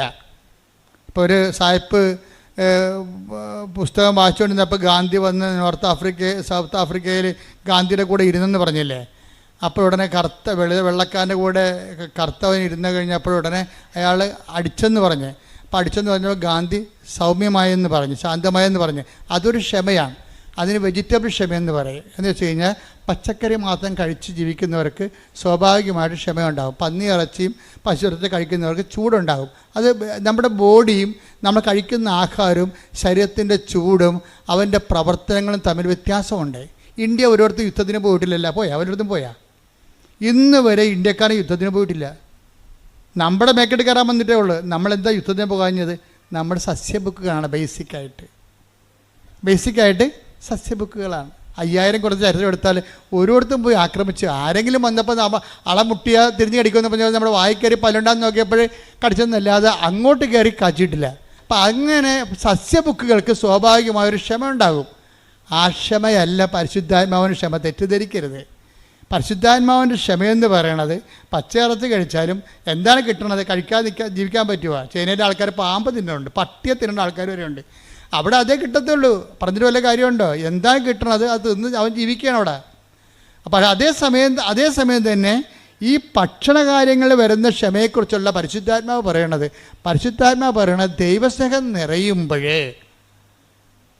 ദൈവസ്നേഹം നിറയുമ്പോൾ ഇപ്പോൾ ഈ ആംഗ്ലോ സാക്സൺസ് എന്ന് പറയുന്ന ഇംഗ്ലീഷുകാരൻ്റെ അവരുടെ വർഗം ഏതാണ്? ആംഗ്ലോ സാക്സൺസ് ആണ്. ഈ ആംഗ്ലോ സാക്സൺസ് ആരായിരുന്നു? കന്നിബാൽസ് ആയിരുന്നു. മനുഷ്യനെ തിന്നുന്ന, അങ്ങോട്ടും ഇങ്ങോട്ടും പിടിച്ചു തിന്നുന്ന ആൾക്കാരായിരുന്നു. ഒരു 10,000-10,000 കൊല്ലം മുമ്പ് അങ്ങോട്ടും ഇങ്ങോട്ടും പിടിച്ചു തിന്നുന്ന ആൾക്കാരായിരുന്നു ഇംഗ്ലീഷുകാർ. കന്നിബാൽസ് ആയിരുന്നു. പക്ഷേ ഈ കന്നിബാൽസിൽ നിന്നാണ് പിന്നീട് ഫാദർ ഡാമേനും മദർ തെരേസ ഒക്കെ ഉണ്ടാകണത്. അത് സുവിശേഷം ഉണ്ടാക്കിയാണ്, അല്ല പച്ചക്കറി നിന്നും ഉണ്ടാക്കിയതല്ല. പിടിയിട്ടില്ലേ? ഈ പരസ്പരം പിടിച്ചു തീരണ ഒരു ജനതയാണ് സുവിശേഷം, ബൈബിള് ഫാദർ ഡാമേനെയും അതുപോലെ തന്നെ അസിസി പുണ്യാളനെയും അതുപോലെ തന്നെ മദർ തെരേസനെ ഉണ്ടാക്കിയിരിക്കുന്നത്. എന്ന് വെച്ച് നരഭോജികളെയാണ് അവസാനം നരന്മാർക്ക് വേണ്ടി ഭോജനമായി തീരുന്ന വ്യക്തികളായിട്ട് ബൈബിൾ കൺവേർട്ട് ചെയ്യണത്. ഇത് ഭക്ഷണപാനീയങ്ങൾ കൊണ്ടും അനുഷ്ഠാനക്രമങ്ങൾ ഉണ്ടാക്കിയതല്ല. പരിശുദ്ധാത്മാവ് നിറയുമ്പോൾ, ഒരു വ്യക്തിക്ക് നിറയുമ്പോഴുണ്ടാകുന്ന വ്യത്യാസങ്ങളാണ് ഉണ്ടാകുന്നത്. ഇതിനെ നാഗാലാൻഡിലൊക്കെ നമ്മൾ ചെല്ലുമ്പോൾ കാണുന്നത് എന്താ? പണ്ടത്തെ നാഗാലാൻഡുമാരുടെ ചരിത്രം എന്താ? ഇപ്പോഴും ചിലരന്മാർ കണ്ട് നാഗൻസിൻ്റെ കഴുത്തിലൊക്കെ, പഴയ നാഗൻസിൻ്റെ കഴുത്തിലൊക്കെ 25 തലയോട് 35 തലയോടൊക്കെ മാല പോലെ കോർത്തിട്ടിരിക്കുകയാണ്. എന്താ കാര്യം? അവൻ എത്ര പേരെ കൊന്നിട്ടുണ്ടോ അതാണ് അവൻ്റെ ബലം. ഇപ്പം ഗുണ്ടകളൊക്കെ എന്ന് പറഞ്ഞാൽ എത്ര പേരെ തട്ടിയിട്ടുണ്ട്, അതല്ല അവരുടെ ബലം. അപ്പം അങ്ങനെയുള്ള നാഗന്മാരാണ് ഇന്ന് സുവിശേഷം സ്വീകരിച്ചിട്ട് സുവിശേഷ പ്രവർത്തനമായിട്ട് മാറണത്. എന്തിൻ്റെ ഗുണമാണത്? ഭക്ഷണത്തിൻ്റെ. ആ പഴയ ഭക്ഷണത്തിൻ്റെ അവരിപ്പോൾ പട്ടിയിറച്ചി ഇപ്പോൾ തിന്നുന്നുണ്ട്.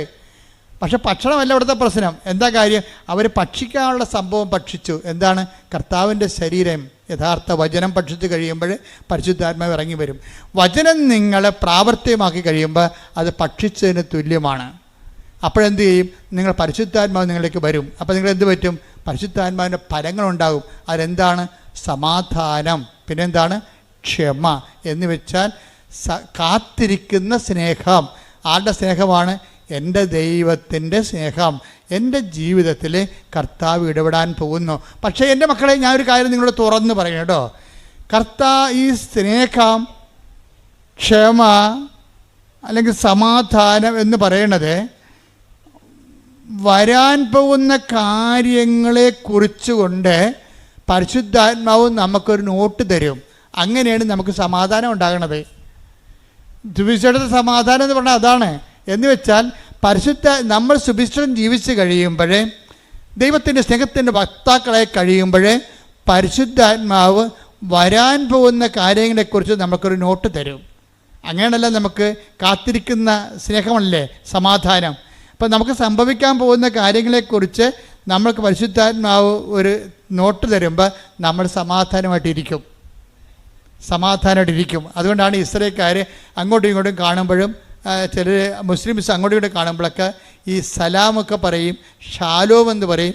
ഈശോ തന്നെ പ്രത്യക്ഷപ്പെട്ട് കഴിഞ്ഞപ്പോൾ അലക്കുസ്ലാമ എന്ന് പറയും. എന്താണ്? സമാധാനം എന്നാണ്. എന്ന് വെച്ചാൽ വരാൻ പോകുന്ന ഈ പരിശുദ്ധാത്മാവിനെ കാത്തിരിക്കുക എന്നതിൻ്റെ അർത്ഥം.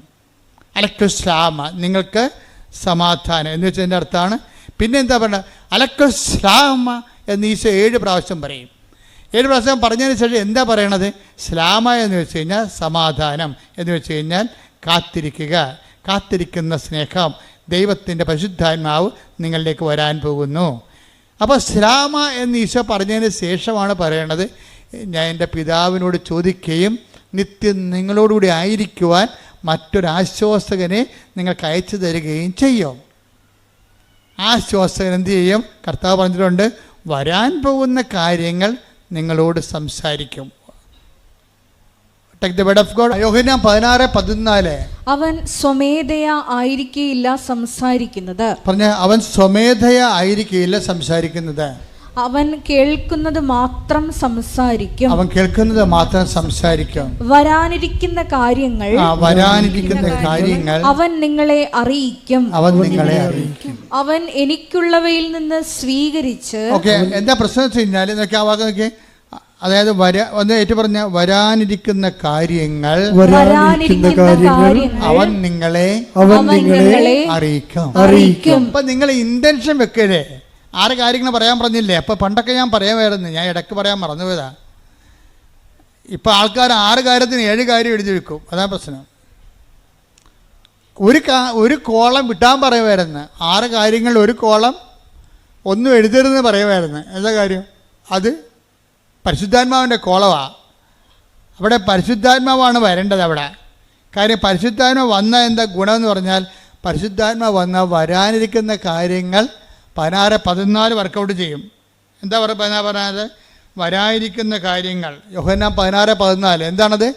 വരാനിരിക്കുന്ന കാര്യങ്ങൾ അവൻ നിങ്ങളെ അറിയിക്കും. നിങ്ങളൊന്ന് പറഞ്ഞ, വരാനിരിക്കുന്ന കാര്യങ്ങൾ അവൻ നിങ്ങളെ അറിയിക്കും. അപ്പോൾ വരാനിരിക്കുന്ന കാര്യങ്ങൾ എന്ന് പറയുമ്പോഴേ ഇപ്പം നമ്മൾ റെയിൽവേ സ്റ്റേഷനിലൊക്കെ നിൽക്കുമ്പോഴുണ്ടല്ലോ, ഇപ്പോൾ ചിലർ പറയും വണ്ടി താമസമാണ്, വണ്ടി ഇല്ല ഇന്ന് എന്നൊക്കെ പറയുമ്പോൾ ഈ ആൾക്കാർ അവിടെ നിൽക്കുമ്പോൾ ഈ കമ്പ്യൂട്ടറൊക്കെ നോക്കാൻ അറിയാൻ പാടില്ലാത്തവരാണെങ്കിൽ നമ്മൾ ഭ്രാന്ത് പിടിപ്പിക്കും. എന്താ കാര്യം?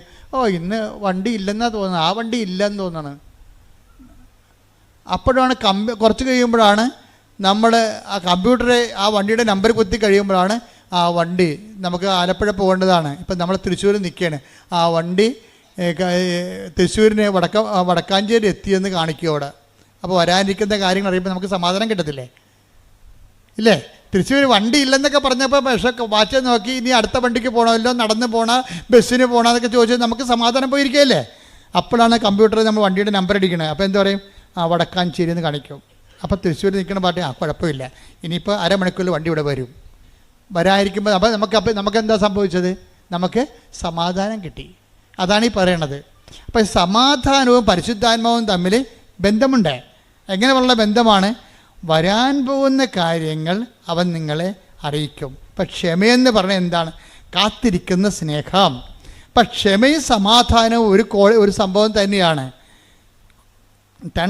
രണ്ട് അനുഭവങ്ങളാണ്. എന്ന് വെച്ച് കഴിഞ്ഞാൽ ഒന്നിൻ്റെ അകത്ത് ഈ സമാധാനം കാത്തിരിക്കുന്ന സ്നേഹമാണ് സമാധാനമെങ്കിൽ ആ കാത്തിരിക്കാൻ വരുമ്പോൾ മനുഷ്യന് വരുന്നതാണ് ക്ഷമക്കെടും. ക്ഷമക്കെടെന്ന് പറഞ്ഞതിൽ ക്ഷമക്കൊരു കുഴപ്പമുള്ളത്, പെട്ടെന്ന് ഈ സാധനം കാറ്റ് വരുമ്പോൾ കെട്ടുപോകും. വിളക്കിന് പിടിക്കണ പോലെ വിളക്ക് കത്തിച്ചാൽ നമ്മളെന്ത് ചെയ്യും? കാറ്റുണ്ടെങ്കിൽ കൈ പിടിക്കും, ഇല്ലേ?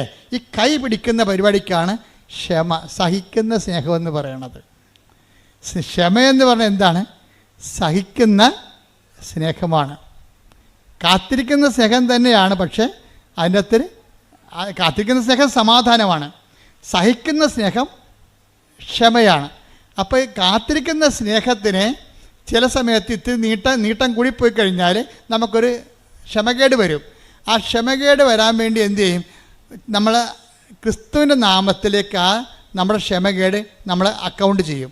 കർത്താവേ, നിൻ്റെ നാമത്തിൽ ഞാനിവിടെ ഇരുന്നൊരു കൊന്തയില്ലോ, നല്ല കാര്യം, ഇനി കൊന്തയില്ല, ഒരു സമയം കിട്ടിയല്ലോ, നന്ദി. കണ്ടാ ക്ഷമേൻ്റെ വരെ കണ്ടില്ലേ? അല്ലെങ്കിൽ നമ്മൾ വാച്ച് നോക്കിയിരിക്കും.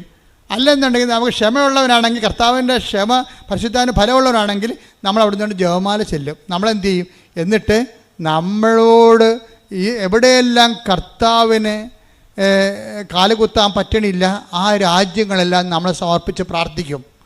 നോക്കിയേ, അപ്പോഴേ വണ്ടി വരുമ്പോഴും നമ്മൾ കയറത്തില്ല. കർത്താവേ, കൊന്ത 4ാമത്തെ കേസം വരെ എത്തിയുള്ളൂ, ഒരു കേസം കൂടി കഴിഞ്ഞിട്ട് കൊന്ത വണ്ടി വന്നാൽ ഇപ്പോൾ എന്താ പറ്റി? ആളെൻ്റെ മാറ്റം കണ്ട. നമ്മൾ 4 രഹസ്യം ചെല്ലിയപ്പോൾ വണ്ടി വന്ന് അപ്പോൾ നമ്മൾ വെച്ചോ കരയേക്കാം അകത്തിരുന്ന് ചെല്ലേക്കാം, കരയേക്കാം അകത്തിരുന്ന് ചെല്ലേക്കാം എന്ന് വിചാരിക്കും. എന്താ കാര്യം? അപ്പോൾ വണ്ടി വന്നത് നമ്മളെ നേരത്തെ വന്ന പോലെ നമുക്ക് തോന്നി. ഇപ്പോൾ അതിനാണ് ക്ഷമ എന്ന് പറയുന്നത്. പരിശുദ്ധാത്മാവിൻ്റെ ഫലമാണ്. ഞാൻ മുമ്പ് പറഞ്ഞതാണ് സത്യം. ദൈവം എന്ത് സമ്പൂർണ്ണ A+B the whole squared is equal to A squared plus 2AB plus 2B squared എന്ന് പറഞ്ഞാലും ശരി, എന്ത് സങ്കീർണമാക്കി ദൈവത്തെ നിങ്ങൾ മാറ്റിയാലും ശരി, ദൈവത്തിനെ സങ്കീർണമാക്കി മാറ്റിയതാണ് അക്കാഡമികളുടെ ഏറ്റവും വലിയ ദുരന്തം എന്ന് പറയുന്നത്. ദൈവത്തിന് നമ്മൾ എന്ത് സങ്കീർണമാക്കി മാറ്റിയാലും ഓർക്കുക, കറണ്ട് എത്ര ഉൽപ്പാദിപ്പിച്ചാലും വരേണ്ടത് വയറിലൂടെയാണ്. വരേണ്ടത് ദൈവം എത്ര പവർഫുള്ളാണെന്ന് പറഞ്ഞാലും, ഓംനിപൊട്ടൻ്റാണ്, ഓംനിഷ്യൻ്റ് ആണെന്നൊക്കെ പറഞ്ഞാലും, ഇനി അത് എക്സ്പ്ലെയിൻ ചെയ്ത് നിന്നാൽ പോലും ഇത് നമ്മളുമായിട്ട് കമ്മ്യൂണിക്കേറ്റ് ചെയ്യേണ്ടത് വയറിലൂടെയാണ്, പ്രാർത്ഥനയിലൂടെയാണ്, ദൈവസ്നേഹത്തിൻ്റെ പ്രവർത്തനങ്ങളിലൂടെയാണ്. കോമൺ പീപ്പിൾ കൈകാര്യം ചെയ്യണത് ആ മേഖലയാണ് കൈകാര്യം ചെയ്യണത്. എന്നുവെച്ചാൽ ദൈവത്തെ ടാപ്പ് ചെയ്യുന്നതിന്, ദൈവത്തിൻ്റെ ശക്തി നമ്മളിലേക്ക് അപ്ലോഡ് ചെയ്യുന്നതിന് സിമ്പിളായിട്ടുള്ള മെത്തേഡുകൾ ഉപയോഗിക്കുന്നു കോമൺ പീപ്പിൾ. എന്നിട്ട് ജീവിതത്തിൻ്റെ സങ്കീർണതകൾ ദൈവത്തിൻ്റെ സ്നേഹം കൊണ്ട് അവർ അതിനെ ഫേസ് ചെയ്യുകയാണ്. ദൈവമാണെങ്കിൽ ഇതിനു വേണ്ടി അങ്ങോട്ട് ഇരിക്കുകയാണ്. എന്ന് വെച്ചാൽ നമ്മൾക്ക് എന്തുമാത്രം സിമ്പിളായിട്ട് മനസ്സിലാക്കി തരാം അത്രയും സിമ്പിളായിട്ട് മനസ്സിലാക്കും. ദൈവത്തെക്കുറിച്ച് സൈന്യങ്ങളുടെ കർത്താവാണ്, അതുപോലെ തന്നെ ദൈവം എല്ലാം നന്മ സ്വരൂപനാണ്, ദൈവം സച്ചിദാനന്ദനാണ്. എന്തെല്ലാം കാര്യങ്ങളാണ് യേശുവിന് മുമ്പ് ലോകം പറഞ്ഞത്. ഇന്ത്യക്കാരെല്ലാം പറഞ്ഞു ദൈവം സച്ചിദാനന്ദ, സത്ത്, ചിത്ത്, ആനന്ദം എല്ലാം കൂടെ ഒരുമിച്ചിരുന്ന ആളാണ്. ദൈവത്തിൽ സങ്കടമില്ല, ദൈവത്തിൽ മ്യൂട്ടേഷൻ ഇല്ല, ഒന്നുമില്ലെന്ന് പറയും. ഇംഗ്ലീഷുകാരൻ പറയും ഗോഡ്, ദൈവം ഗോഡാണെന്ന് പറയും. എന്താ കാര്യം? ദൈവം എല്ലാം നന്മ, ഗോഡ് ഗുഡ്നെസ്സാണ്, എല്ലാ നന്മകളുടെ സ്വരൂപനാണെന്ന് പറയും. യഹൂദൻ പറയും ദൈവം സൈന്യങ്ങളുടെ കർത്താവാണ്, ഞങ്ങൾക്ക് ആൾക്കാർ കുറവാണ്, ഞങ്ങൾ കുറച്ച് ആൾക്കാർ, ഇപ്പോഴും 1 കോടി ആൾക്കാരുള്ളൂ, ഞങ്ങൾക്ക് വേണ്ട സൈന്യമാണ്, അപ്പം ഞങ്ങളുടെ സൈന്യം ദൈവമാണ്. അതുകൊണ്ട് എപ്പോഴും പറയും കർത്താവേ സൈന്യങ്ങളുടെ കർത്താവേ, അങ്ങനെ വാസസ്ഥലം എത്ര മനോഹരം എന്ന് പറയും. അവർ സൈന്യങ്ങളുടെ കർത്താവാണ്. ഈശോ വന്നപ്പോൾ പറഞ്ഞു സൈന്യങ്ങളുടെ കർത്താവ് അല്ലെന്ന് ഈശോ പറഞ്ഞില്ല. പറഞ്ഞോ? ഗുഡ്നെസ് അല്ലെന്ന് ഈശോ പറഞ്ഞാൽ അല്ല, സച്ചിദാനന്ദ അല്ലെന്ന് ഈശോ പറഞ്ഞില്ല, ഇതൊന്നും നിഷേധിച്ചില്ല. പൂർവ്വകാലങ്ങളിൽ take the word of God, ഹെബ്രായർ 1:1. പൂർവ്വകാലങ്ങളിൽ പ്രവാചകന്മാർ വഴി വിവിധ ഘട്ടങ്ങളിലും വിവിധ രീതികളിലും ദൈവം നമ്മുടെ പിതാക്കന്മാരോട് സംസാരിച്ചിട്ടുണ്ട്. അപ്പൊ ഇവിടെ നിൽക്കുന്ന, അതായത് വിശ്വാമിത്രനായാലും ശരി, ഏത് മഹർഷിയായാലും ശരി, അതുപോലെ തന്നെ മുഹമ്മദ് നബി ആയാലും ശരി, മോശയായാലും ശരി, ഏത് മതസ്ഥാപകനായാലും ശരി, ബൈബിൾ കാണുന്നത് പ്രവാചകനായിട്ടാണ് കാണുന്നത്. ഒള്ളി പ്രവാചകൻ ഉണ്ടായി. ഇങ്ങനെ പല ഘട്ടങ്ങളിൽ ദൈവം തൻ്റെ ജനങ്ങളോട് വിവിധ കാലങ്ങളിൽ സംസാരിച്ചിട്ടുണ്ട്. എന്നാൽ ഈ അവസാന നാളുകളിൽ, അവസാന കാലങ്ങളിൽ തന്റെ പുത്രൻ വഴി അവിടുന്ന് നമ്മോട് സംസാരിച്ചിരിക്കുന്നു. എന്താണ് സംസാരിച്ചത്? ദൈവം ആരാണെന്ന് പറഞ്ഞത്? ദൈവം ആരാണെന്നാണ് പറഞ്ഞത്? ഫാദർ. അതാണ് വിഷയം. എല്ലാം മറന്നു കേട്ടാ, എല്ലാം റൈറ്റ് ഓഫ് ചെയ്തിട്ട് ദൈവത്തിന് ഒറ്റ ഹെഡിങ് കൊടുത്ത്. എന്താണ്? ഫാദർ.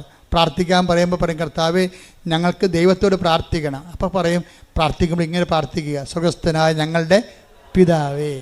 ആർക്കും പ്രാർത്ഥിക്കാൻ പറ്റുന്നതാണ്.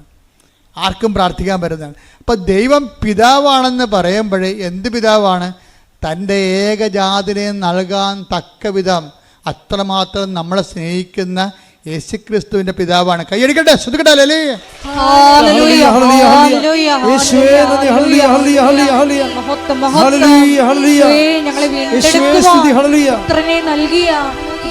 ദൈവത്തിന്റെ സ്നേഹത്തിന് നന്ദി പറയുന്നു.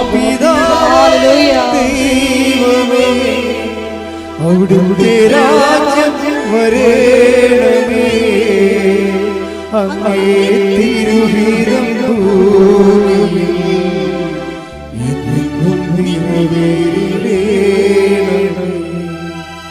ആബാ പിതാവേ ദൈവമേ, അവിടുത്തെ രാജ്യം വരേണമേ, അങ്ങേ തിരുഹിതം ഭൂമിയിൽ എന്നും നിറവേറേണമേ. പരിശുദ്ധ പരമ ദിവ്യകാരുണ്യത്തിന് എന്നേരവും ആരാധനയും സ്തുതിയും പുകഴ്ചയും ഉണ്ടായിരിക്കട്ടെ. അപ്പൊ പിതാവും മക്കളും തമ്മിലുള്ള ഒരു സ്നേഹമായിട്ടാണ് ഈശോ മതത്തെ മാറ്റിയത്. നമ്മുടെ ബന്ധം, മതം എന്ന് പറയുന്നത് എന്താണ്? റിലേഷൻ, ബന്ധം. മതമൊന്നും വിളിക്കേണ്ട കാര്യമില്ല, റിലേഷൻ. നമ്മൾ തമ്മിലുള്ള ദൈവമായിട്ടുള്ള റിലേഷനെ ദൈവം എങ്ങനെയാണ് മാറ്റിയിരിക്കുന്നത്? പിതാവും മക്കളും തമ്മിലുള്ള ബന്ധമായിട്ട് മാറ്റി. ആ ബന്ധമാണ് റിലേഷൻ, അതാണ് മതം എന്ന് പറയുന്നത്. അപ്പോൾ ഈ ബന്ധമെന്ന് പറയുമ്പോൾ ആ ബന്ധത്തിൽ എന്താണ്? ആ ബന്ധത്തിൽ ഉരുത്തിരിഞ്ഞതാണ് ക്ഷമ. എന്താണ്? സഹിക്കുന്ന സ്നേഹം. പിന്നെ എന്താണ്? സമാധാനം, കാത്തിരിക്കുന്ന സ്നേഹം. കാത്തിരിപ്പിന് ഇത്തിരി ദൈർഘ്യം കൂടിക്കഴിഞ്ഞാൽ നമ്മൾക്ക് പിതാവിനുള്ള സ്നേഹം വെച്ചുകൊണ്ട് ആ കാത്തിരിപ്പിൻ്റെ ഒരു വിരസത നമ്മൾ അഡ്ജസ്റ്റ് ചെയ്യും. എന്താണ്? ക്ഷമ. ഇതെല്ലാം എന്താണ്? ക്ഷമയും സമാധാനം എന്തിൻ്റെതാണ്? പരിശുദ്ധാത്മാവിൻ്റെ ഫലങ്ങളാണ്. ഇതാണ് പരിശുദ്ധാത്മാവിനെ നമ്മുടെ ആധ്യാത്മിക ജീവിതത്തിൽ മാറ്റി നിർത്തിക്കൊണ്ട് ദൈവാനുഭവം സാധ്യമല്ലാത്തത്. എല്ലാ ഘട്ടങ്ങളിലും പരിശുദ്ധാത്മാവ് വേണം. അതുകൊണ്ട് തന്നെ നിങ്ങൾ ഉടമ്പടിയിൽ എഴുതുമ്പോൾ ഒന്നാം ഘട്ടം അല്ലെങ്കിൽ അവസാന ഘട്ടത്തിൽ എൻ്റെ ഒരു നിയോഗം എന്താണ്? പരിശുദ്ധാത്മാവെന്ന് എഴുതണം. എന്താ കാര്യം? പരിശുദ്ധാത്മാവിനെ നമ്മൾക്ക് ലഭിക്കാൻ, നമ്മൾക്ക് പണം കൊടുക്കാൻ, അതിന് ജീവൻ കൊടുക്കാൻ മതിയാകാത്തത് കാരണം അതിനു വേണ്ടിയാണ് ഈശോ വില കൊടുത്തിരിക്കുന്നത്. നമ്മളെപ്പോഴും പറയും പാപത്തിന് പരിഹാരമായിട്ടാണെന്ന്. അന്നത്തെ മനുഷ്യന്, ക്രിസ്തുവിന് മുമ്പുള്ള മനുഷ്യന്, യെശയ്യായ്ക്കൊക്കെ അത്രയുമേ വെളിപാട് അവർക്ക് അനുവദിച്ചുള്ളൂ. അവർക്ക് കിട്ടിയ അനുവദിച്ച് കിട്ടിയ വെളിപാട് അവർ പറഞ്ഞിട്ടുണ്ട്. പക്ഷേ ബാക്കിയുള്ളവർക്ക്, ക്രിസ്തുവിന് ശേഷം വന്നവർക്ക് കൂടുതൽ വെളിപാട് കിട്ടി. അതാണ് പരിശുദ്ധാത്മാവ് അവർ കൂടി സംസാരിക്കണത്. പക്ഷെ ഇത് ആദ്യം സംസാരിച്ച ആരോടാണ്? അമ്മയോടാണ് സംസാരിച്ചത്. പരിശുദ്ധാത്മാവെന്ന് പറയുന്ന ആദ്യ വാക്ക് ദൈവം സംസാരിക്കണ ആരോടാണ്? വെളിപാട് കൊടുക്കുന്ന ആർക്കാണ്? ഇതെങ്ങനെ സംഭവിക്കുമെന്ന് ചോദിക്കുമ്പോൾ എന്ത് പറയും? പരിശുദ്ധാത്മാവ് വേണ്ട രംഗപ്രവേശനം ചെയ്യണം. കണ്ട ആരോടാണ്? ഫസ്റ്റ് കൈനീട്ടം പോലെ പരിശുദ്ധാത്മാവിനെ കൊടുക്കുന്ന ആർക്കാണ്? പരിശുദ്ധാത്മാവ് നിൻ്റെ മേൽ വരും എന്ന് പറഞ്ഞേ. പരിശുദ്ധാത്മാവ് നിന്റെ മേൽ വരും. തന്നിമിത്തം നിന്നിൽ നിന്ന് ഉത്ഭവിക്കുന്നവൻ അത്യുന്നതൻ ദൈവപുത്രനെന്ന് വിളിക്കപ്പെടും.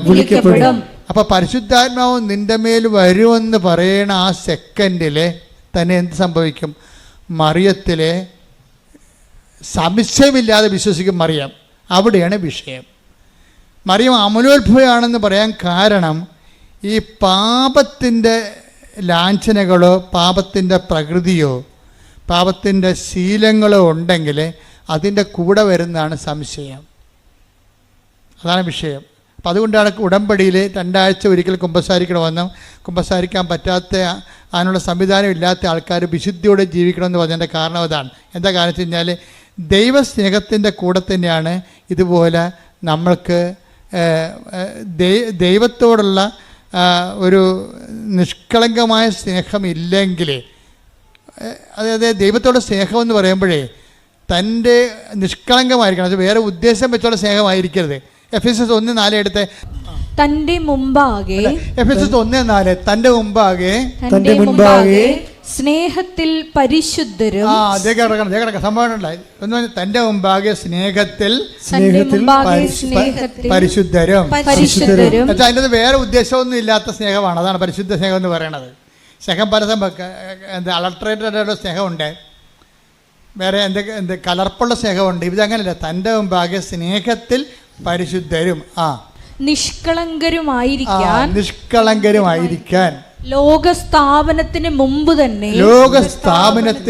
തന്നെ അവിടുന്ന് നമ്മെ ക്രിസ്തുവിൽ തിരഞ്ഞെടുത്തു. എന്റെ ദൈവപൈതലേ, നീ ഇന്ന് ക്രിസ്തുവിനെ കുറിച്ച് കേൾക്കുന്നുണ്ടെങ്കിൽ അനാദികാലം മുതലേ ദൈവം നിന്നെ ക്രിസ്തുവിനെ കേൾക്കാൻ ദൈവത്തിൻ്റെ മകനും മകളുമായി തിരഞ്ഞെടുത്തതിൻ്റെ ഏറ്റവും വർത്തമാനകാല രൂപമാണ് നിന്റെ ഇവിടെയുള്ള ഇരിപ്പും കേൾവിയും. കൈയടിക്കട്ടെ,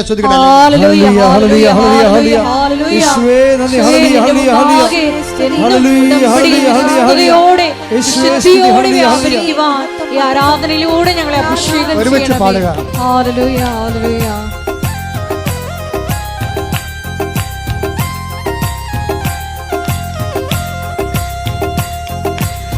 ദൈവം തന്നോരമ്മ യേശുവേ അമ്മ നന്മ നിറഞ്ഞോരമ്മ ദൈവം തന്നോരമ്മ യേശുവേ അമ്മ നന്മ നിറഞ്ഞോരമ്മ അമ്മേ ആശ്വാസമേ അമ്മേ ശാശ്വതമേ അമ്മേ ആശ്വാസമേ അമ്മേ ശാശ്വതമേ മക്കളാനന്ദമേ മക്കളാനന്ദമേ ദൈവം തന്നോരമ്മ യേശുവേ അമ്മ നന്മ നിറഞ്ഞോരമ്മ പരിശുദ്ധ പരമ ദിവ്യകാരുണ്യത്തിന് ആരാധനയും സ്തുതിയും പുകഴ്ചയും ഉണ്ടായിരിക്കട്ടെ. ഇപ്പോഴെന്താ വരണം നോക്കിയേ, ദൈവസ്നേഹം കൂടുമ്പോൾ എന്ത് പറ്റും? സംശയം കുറഞ്ഞു വരും. ദൈവസ്നേഹം കൂടുമ്പോഴേ സംശയം കുറഞ്ഞു വരും. അപ്പോൾ നമ്മൾ ഉടമ്പടി ചെയ്യുന്ന പ്രവർത്തനങ്ങൾ ദൈവസ്നേഹം ലക്ഷ്യം വെച്ചാൽ ചെയ്യേണ്ടത്. അല്ലാതെ ഇനി എത്ര പത്രമുണ്ട് ആർക്ക് കൊടുക്കുമെന്നല്ല ചിന്തിക്കേണ്ടത്. ഇനി എത്ര പത്രമുണ്ട് ആർക്ക് കൊടുക്കുന്നത്? അവർ വല്ലതും പറയുക, പത്രം കൊടുക്കുമ്പോൾ അവർ വല്ലതും പറയട്ടെ. നമ്മുടെ തന്തക്ക് തന്നെ വിളിക്കട്ടെ. അതിന് തന്ത ഉണ്ടല്ല, അപ്പം വിളിക്കും നമ്മളെ. തീർച്ചയായിട്ടും ഉണ്ട്, ഇല്ലാത്തതൊന്നും വിളിക്കാൻ പറ്റത്തില്ല. അപ്പം നമ്മളെ കർത്താവിനെ പ്രതി അങ്ങനെ കേൾക്കുമ്പോൾ ദൈവസ്നേഹം കൂടത്തില്ലേ? അപ്പം ദൈവസ്നേഹം കൂടത്തില്ലേ? അപ്പോൾ നമുക്ക് സന്തോഷം തോന്നില്ലേ? എന്താണ് എൻ്റെ സ്നേഹം കൂടി, കർത്താവിന് വേണ്ടി ഞാൻ അത്രയും സഹിച്ചു. അപ്പോൾ എന്ത് രസമാണ്. അപ്പോൾ അതുകൊണ്ട് ഈ ദൈവസ്നേഹം കൂടുന്നതനുസരിച്ച് എന്ത് പറ്റുമെന്നറിയാമോ? അതായത് സംശയം കുറയുകയും ചെയ്യും. ഈ സംശയം കുറയണമെങ്കിൽ മാതാവിന് എന്താ സംശയമില്ലാഞ്ഞത്? അവർക്ക് പാപമില്ലാഞ്ഞ കൊണ്ടാണ്. മാതാവിന് സംശയമില്ലാത്തതിൻ്റെ പറഞ്ഞ കാര്യമുണ്ട്. നമ്മുടെ വിശുദ്ധിയും ദൈവസ്നേഹവും നമ്മുടെ സംശയവും തമ്മിൽ കണക്റ്റഡാണ്. ശരിക്കും നമ്മുടെ കിഡ്നി ഹാർട്ട് നമ്മൾ കണക്ട് ചെയ്തിരിക്കണമല്ലേ? കിഡ്നിക്ക് എന്തെങ്കിലും പ്രശ്നം ഉണ്ടായാൽ ഇന്നല്ലെങ്കിൽ നാളെ ഹാർട്ടിന് പ്രശ്നം ഉണ്ടാവും. അത് തന്നെ കാര്യം. അതങ്ങോട്ടും ഇങ്ങോട്ടും പ്രഷർ ബേസ്ഡാണ് ജഡ്ജിക്കുക. കിഡ്നിയും ഹാർട്ടും പ്രഷറിൻ്റെ ഒരു അത് കൂടുകയോ കുറയുകയോ ചെയ്യുന്നതിൽ ഇവരെ ഈ രണ്ട് ഫാക്കൽറ്റിനും ബാധിക്കും എന്ന് പറഞ്ഞപ്പോൾ തന്നെയാണ് ദൈവസ്നേഹത്തിൻ്റെ പ്രശ്നം. ദൈവസ്നേഹം കൂടുകയാണെങ്കിൽ സംശയം കുറയും. സംശയം കുറയുകയാണെങ്കിൽ എന്ത് പറ്റും? വിശ്വാസം കൂടി വരും. ഇതെല്ലാം ഇൻ്റർകണക്റ്റഡാണ്. അപ്പം നമ്മൾ വിശ്വാസത്തിന് കൊണ്ടുപോയല്ല വളം വെക്കേണ്ടത്. പിന്നെ എന്താണ്? ദൈവസ്നേഹത്തിന് വളം കൊടുക്കണം. ദൈവസ്നേഹം എന്ന് പറയുന്നത് എന്താണ്? പരിശുദ്ധാത്മാവിൻ്റെ ഫലമാണ്. 5:22 പരിശുദ്ധാത്മാവിൻ്റെ ഫലങ്ങൾ എന്താണ്? സ്നേഹം, ക്ഷമ, സമാധാനം, അങ്ങനെ പോകുന്നത്. അപ്പം പരിശുദ്ധാത്മാവിൻ്റെ ഫലങ്ങളാണ്. ഇപ്പോഴെന്താണ് ഇപ്പം മാതാവിനോട് പറയുമ്പോൾ അതായത് ഇതെങ്ങനെ സംഭവിക്കുമെന്ന് പറയുമ്പോഴേ അതിനല്ലേ ആ വല്യപ്പനെ ചോദിച്ചത്. ആര്? യോഹന്നാൻ്റെ അപ്പൻ. അങ്ങനെ പേരെന്നാ? സക്കറിയ. സക്കറിയ ചോദിച്ചത് എന്താണ്? ഇതെങ്ങനെ സംഭവിക്കും? ഞാൻ വയസ്സനല്ലേ, എൻ്റെ ഭാര്യ പ്രായം കവിഞ്ഞവളെ. അതെന്നെ അമ്മയും ചോദിച്ചത്. പക്ഷേ പണി മേടിച്ചത് ആരാണ്? സക്കറിയ. അമ്മ പണി മേടിച്ചില്ല. എന്താ കാര്യം വെച്ച് കഴിഞ്ഞാൽ അമ്മ എന്താ ഇതെങ്ങനെ സംഭവിക്കും? ഞാൻ പുരുഷനെ അറിയുന്നില്ലല്ലോ. ഉടനെ മാലാഖ് പറഞ്ഞു? പരിശുദ്ധാത്മാവ് നിൻ്റെ മേൽ വരും. പരിശുദ്ധാത്മാവ് നിൻ്റെ മേൽ വരുമെന്ന് പറയുന്നതും വന്നുവെന്ന് പറഞ്ഞാലും വന്നു കഴിഞ്ഞാലും ദൈവത്തിനുള്ള പ്രശ്നം വെച്ച് കഴിഞ്ഞാൽ ദൈവം ഒരു ഹിസ്റ്റോറിക്കൽ പ്രസൻസിൽ ജീവിക്കുന്ന ആളാണ്. നമ്മളെ സംബന്ധിച്ചുള്ള ഭൂതമുണ്ട്, വർത്തമാനമുണ്ട്, ഇല്ലേ? ദൈവത്തിന് ഈ പറഞ്ഞ സംഭവം ഒന്നുമില്ല. ദൈവം തന്നാൽ താനായിരിക്കുന്നു, അനാദിയായിരിക്കുന്നു, ആദികാരണനായിരിക്കുന്നു. കണ്ട അപ്പോൾ പോക്കണ്ടില്ലേ? ദൈവത്തിന് കാരണം പോലും ഇല്ല. അപ്പോൾ ദൈവത്തിന് കാലവുമില്ല, കാരണവുമില്ല. ദൈവത്തിന് കാരണവുമില്ല, കാലവുമില്ലാത്ത കാരണം ദൈവം ഒരു കാലത്തിൽ പറഞ്ഞാൽ അതിനെല്ലാം എവർ പ്രസൻ്റാണ്. ഹിസ്റ്റോറിക്കൽ പ്രസൻസ് എന്ന് പറയും. ഹിസ്റ്റോറിക്കൽ പ്രസൻറ്റ് അതായത് ചരിത്രപരമായ വർത്തമാനം. ദൈവം വരുമെന്ന് പറഞ്ഞാൽ എൻ്റെ അർത്ഥം വന്നുവെന്ന് എൻ്റെ അർത്ഥം. മനസ്സിലായില്ലേ? വരുമെന്ന് പറഞ്ഞാൽ ദൈവത്തിന് അങ്ങനെ പറയാൻ പറ്റത്തില്ലല്ലോ. വരുമെന്ന് ദൈവം പറഞ്ഞാൽ ദൈവത്തിനെ സംബന്ധിച്ചിടത്തോളം അത് വന്നതിന് തുല്യമാണ്. കാര്യം ഹീസ് ഇൻ ഹിസ്റ്റോറിക്കൽ പ്രസൻസ്. ഇതുപോലെ തന്നെ അമ്മ എന്ത് ചെയ്ത്? പരിശുദ്ധാത്മാവ് നിൻ്റെ മേൽ വരുമെന്ന് പറഞ്ഞ ഓട്ടം ആ ടൈമിൻ്റെ ആ ഇപ്സഫാത്തോ ആ ബൈ ടൈം ആ സെറ്റ് ടൈമിൽ തന്നെ ശരിക്കും പരിശുദ്ധാത്മാവിൽ അമ്മ നിറഞ്ഞു. പരിശുദ്ധാത്മാവിൽ അമ്മ നിറഞ്ഞപ്പോൾ എന്താ അമ്മ പറഞ്ഞത്? ഇതാ കർത്താവിൻ്റെ ദാസി. കണ്ട ഉണപ്പൊക്കണ്ട.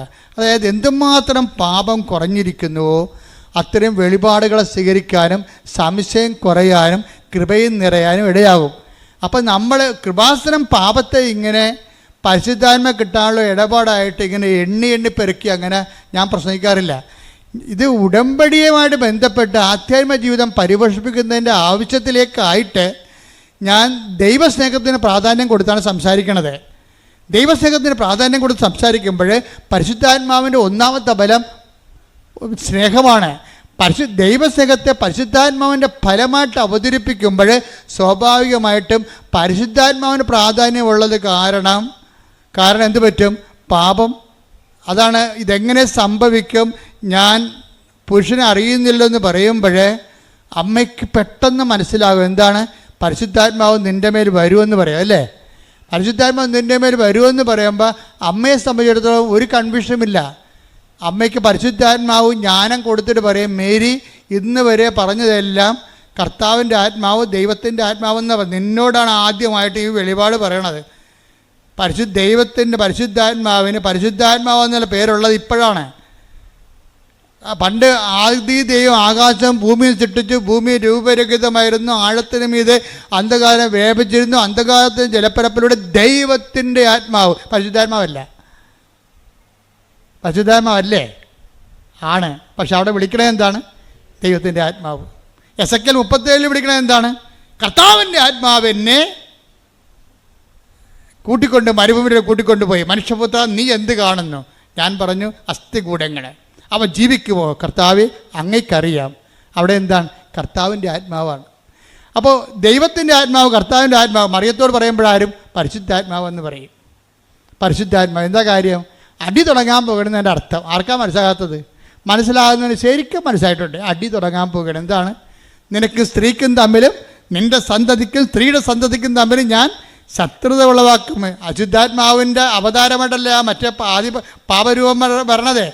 അപ്പോൾ പാപത്തിന് പരിഹാരം ചെയ്യാൻ ക്രിസ്തുവിനെ മനുഷ്യാവതാരത്തിലൂടെ വചനം മാംസമാകുന്ന ആ സ്വർഗീയ പ്രക്രിയയിൽ യുദ്ധം പ്രഖ്യാപിക്കുകയാണ്. നിനക്കും സ്ത്രീക്കും തമ്മിൽ ഉൽപ്പത്തി 3:15 വർക്കൗട്ട് ചെയ്യും. എന്താ കാര്യം? ഇനി അശുദ്ധാത്മാവിനെ മുൻനിർത്തിക്കൊണ്ടാണ് പരിശുദ്ധാത്മാവെന്ന് പറയണത്. അശുദ്ധാത്മാവുണ്ട്, അതുമായിട്ടാണ് ഇനി യുദ്ധം വരാൻ പോണത്. അതിനെ മറിയത്തെ തന്നെ എക്വിപ്പ് ചെയ്യാണ്. മറിയത്തിലൂടെ ജനിക്കുന്നവനാണ് അവൻ്റെ തലയെ തകർക്കാൻ പോണത്. ശ്രുതികട്ടെ ഹല്ലേലൂയ. ആരാധന.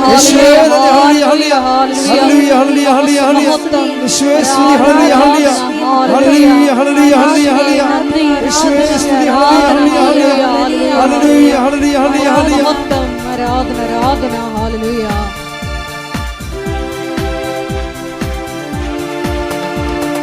സൈന്യാധിപേ സ്വർഗ സൈന്യാധിപേ മണ്ണിലെ തേരെ പിടിക്കാം. സൈന്യാധിപേ സ്വർഗ സൈന്യാധിപേ മണ്ണിലെ തേരെ പിടിക്കാം. ശത്രുവിനെ പേരെടുത്തു വിളിച്ച് ക്രൂശുവരം ചുറ്റിലും തറഞ്ഞാം. ശത്രുവിനെ പേരെടുത്തു വിളിച്ച് ക്രൂശുവരം ചുറ്റിലും തറഞ്ഞാം. നമ്മൾ ജയിക്കും, കൃപ ധരിക്കും, അമ്മയോട് കൂടെ ജയിക്കും. നമ്മൾ ജയിക്കും, കൃപ ധരിക്കും, അമ്മയോട് കൂടെ ജയിക്കും. നമ്മൾ ജയിക്കും, കൃപ ധരിക്കും, അമ്മയോട് കൂടെ ജയിക്കും. പരിശുദ്ധ പരമദിവ്യകാരുണ്യത്തിന് ആരാധനയും സ്തുതിയും പുകഴ്ചയും ഉണ്ടായിരിക്കട്ടെ. പരിശുദ്ധാത്മാവെന്ന് പറയുമ്പോൾ ദൈവസ്നേഹം കൂടാം. ദൈവസ്നേഹം കൂടുമ്പോൾ എന്ത് പറ്റും? സംശയം കുറയും അല്ലേ? ഇങ്ങനെ വരണം. അപ്പോൾ വിശ്വാസം വർദ്ധിക്കും. എന്നിട്ട് പരിശുദ്ധാത്മാവിനെ അപ്പം വിശ്വാസം വർദ്ധിക്കുമ്പോൾ അമ്മ എന്ത് പറയും? ഇതാ കർത്താവിൻ്റെ ദാസി, നിൻ്റെ വചനം പോലെ എന്നിൽ നിറവേറട്ടെ. എന്നിട്ട് പിന്നീട് പരിശുദ്ധാത്മാവ് വീണ്ടും മറിയത്തോട് സംസാരിക്കണം. പരിശുദ്ധാത്മാവിനെ ഇൻട്രൊഡ്യൂസ് ചെയ്ത് ആര്? മാലാഖ് ഇൻട്രൊഡ്യൂസ് ചെയ്തു. മാലാഖ് ഇൻട്രൊഡ്യൂസ് ചെയ്തെങ്കിലും പരിശുദ്ധാത്മാവ് നേരിട്ട് മറിയത്തിൻ്റെ അടുത്ത് വരും. ആരിലൂടെ? എലിസബത്തിലൂടെ വരും. എലിസബത്തിനെ കാണാൻ പോകുമ്പോൾ പരിശുദ്ധാത്മാവ് നിറഞ്ഞിട്ട് മറിയം പറയും, എലിസബത്ത് പരിശുദ്ധാത്മാവ് നിറഞ്ഞു പറഞ്ഞു, മേരി കർത്താവ് മംഗളവാർത്ത സമയത്ത് നിന്നോട് അരുളി ചെയ്ത കാര്യങ്ങൾ. അവിടെ അരുളി ചെയ്ത ആരാണ്? പിതാവായ ദൈവമാണ് അരുളി ചെയ്തത്. ഇപ്പോൾ അരുളി ചെയ്യാൻ പോണത് ആരാണ്? പരിശുദ്ധാത്മാവ് ദൈവമാണ്. കാര്യം പുത്രനായ ദൈവമാണ് മനുഷ്യാവതാരം ചെയ്യാൻ പോണത്. അതുകൊണ്ടാണ് ആദ്യം കർത്താവ് നിന്നോട് അരുളി ചെയ്ത കാര്യം. ലൂക്ക 1:45 എടുത്തേ. കർത്താവ് അരുളി ചെയ്ത കാര്യങ്ങൾ. കർത്താവ് അരുളി ചെയ്ത കാര്യങ്ങൾ. മംഗളവാർത്ത സമയത്ത് മാലാഖ വഴി കർത്താവ് പിതാവായ ദൈവം, ലോഡ് എന്നാ പറയണത്, ഫാദറാണത്. അതായത് കർത്താവ് അരുളി ചെയ്ത കാര്യങ്ങളെ നിറവേറുമെന്ന് വിശ്വസിച്ചവൾ ഭാഗ്യവതി അനുഗ്രഹീത എന്നാണ് സംഭവം.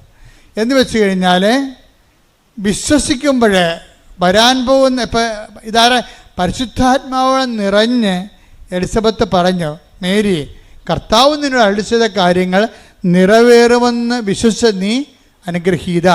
എന്ന് വെച്ചാൽ എന്നൊക്കെ ഒരു പരിശുദ്ധാത്മാവിൻ്റെ വെളിപാടിൻ്റെ ഒരു ഘടന കണ്ടില്ലേ? അതായത് വരാൻ പോകുന്ന കാര്യങ്ങൾ അവൻ നിന്നോട് പറയുമെന്ന് 16 നമ്മൾ വായിച്ചു. ഇപ്പോൾ വരാൻ പോകുന്ന കാര്യങ്ങൾ ആണ് ബാലാഖ് മറിയത്തോട് പറഞ്ഞത്. പരിശുദ്ധാത്മാവ് നിൻ്റെ മേൽ വരുമെന്ന് പറഞ്ഞു. അപ്പോൾ മറിയം വിശ്വസിച്ചപ്പോൾ അത് വന്ന പോലെയായി. അത് തന്നെയാണ് എലിസബത്തിലൂടെ പരിശുദ്ധാത്മാവ് അതിന് കൺകറൻസ് കൊടുക്കുന്നത്. എന്താണ്?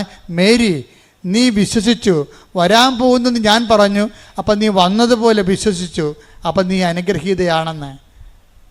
അതാ അനുഗ്രഹീത. അതായത് വരാൻ പോകുന്ന കാര്യങ്ങളെ പരിശുദ്ധാത്മാവ് നിറവോടുകൂടി വന്നതുപോലെ അനുഭവിച്ചാൽ വരാൻ പോകുന്ന വിഷയത്തിൻ്റെ മേൽ നമുക്ക് അവകാശം അനുഗ്രഹം പ്രാപിക്കാം. കൈയടിച്ച് ശ്രദ്ധിക്കട്ടെ. ഹല്ലേലൂയ, ഹല്ലേലൂയ, ഹല്ലേലൂയ, ഹല്ലേലൂയ, ഹല്ലേലൂയ. ആത്മാവേ, പരിശുദ്ധാത്മാവേ, ഹല്ലേലൂയ, ഹല്ലേലൂയ, ഹല്ലേലൂയ, ഹല്ലേലൂയ. ആത്മാവേ, ആത്മാവേ, ഞങ്ങളിൽ നിറയണമേ. ആത്മാവേ, ആത്മാവേ, ഞങ്ങളിൽ നിറയണമേ. ആത്മാവേ, ആത്മാവേ, ഞങ്ങളിൽ നിറയണമേ.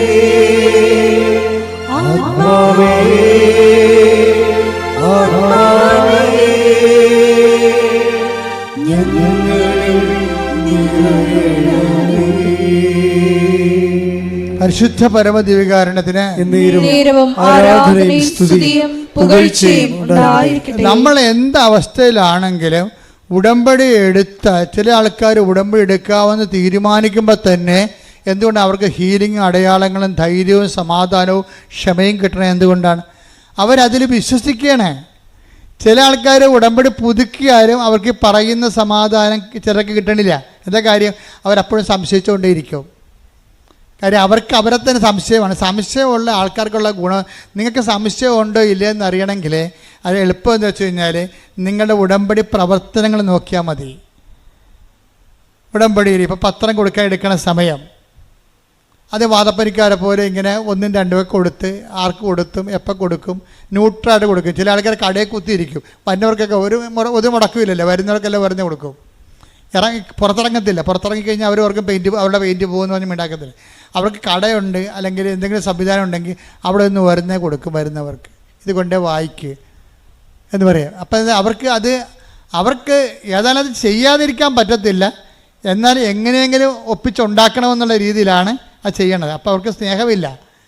അതുകൊണ്ട് തന്നെ അവിടെ കാര്യങ്ങൾ ലാഗ് ചെയ്യും. ആരുടെയും കുഴപ്പമില്ല, അവർ തന്നെ ഉണ്ടാക്കണതാണ്. സ്വയമായിട്ട് കുഴി കുഴിക്കണത്.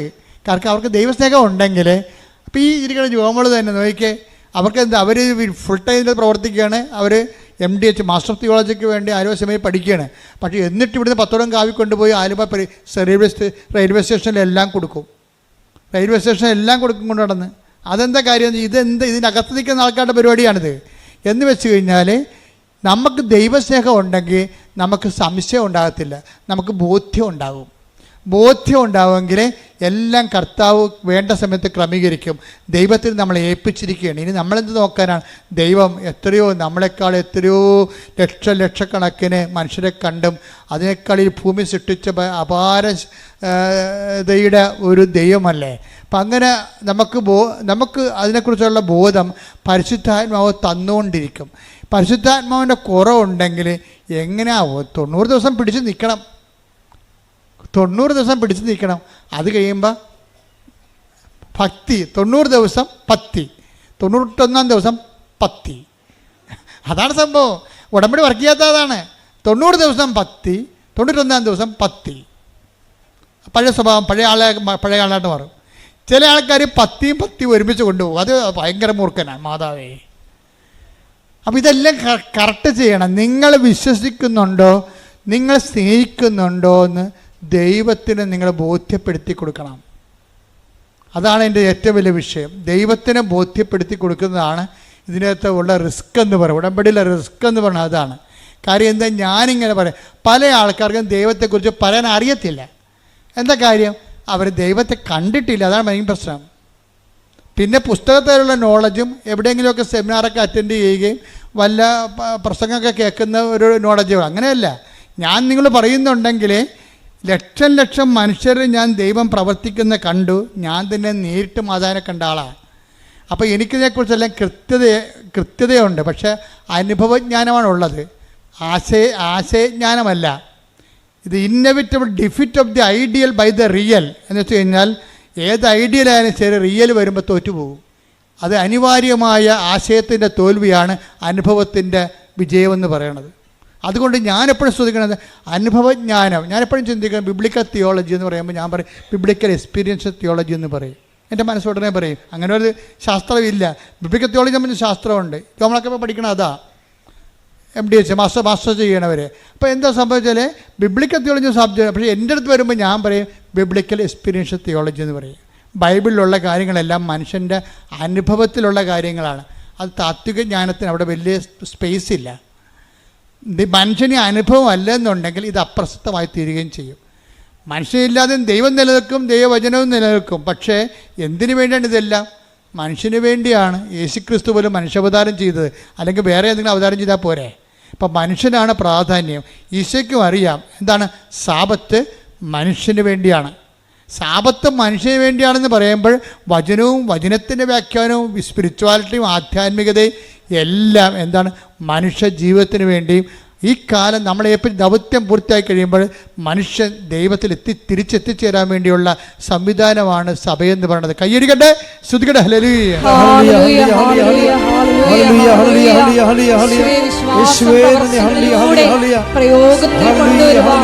ആരാധനയിലൂടെ ഞങ്ങളെ അഭിഷേകം ചെയ്യണമേ.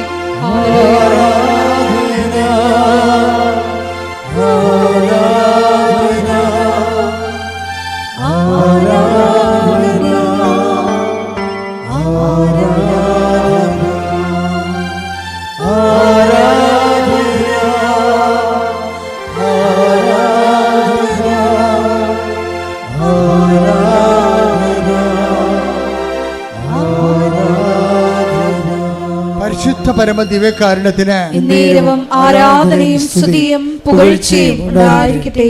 എന്താണ് ആധ്യാത്മികത്തിന് അടിസ്ഥാനമായിട്ട് ഞാൻ മറിയത്തെ അവതരിപ്പിക്കുന്നത്? എന്തുകൊണ്ടാണ്? ഈ ഭൂമിയുടെ അനുഭവങ്ങളിലെ അനുഭവത്തിൻ്റെ ആൽഫയും ഒമേഗയുമാണ് മറിയമെന്ന് പറയണത്. ആധ്യാത്മിക അനുഭവത്തിൻ്റെ ആൽഫയും ഒമേഗയുമാണ്. എന്താ കാര്യം? ഒന്ന്, അവർ പുരുഷനെ അറിയാതെ ഗർഭം ധരിക്കുമ്പോൾ തന്നെ, പരിശുദ്ധാത്മാവ് ഗർഭം ധരിക്കുമ്പോൾ തന്നെ അതിൻ്റെ നാണക്കേടും മാനക്കേടും സ്ത്രീയെപ്പോലെ അനുഭവിച്ചിട്ട് അവർ പെരുവഴി പ്രസവിക്കാൻ വേണ്ടി ദൈവം വിടുകണവരാ.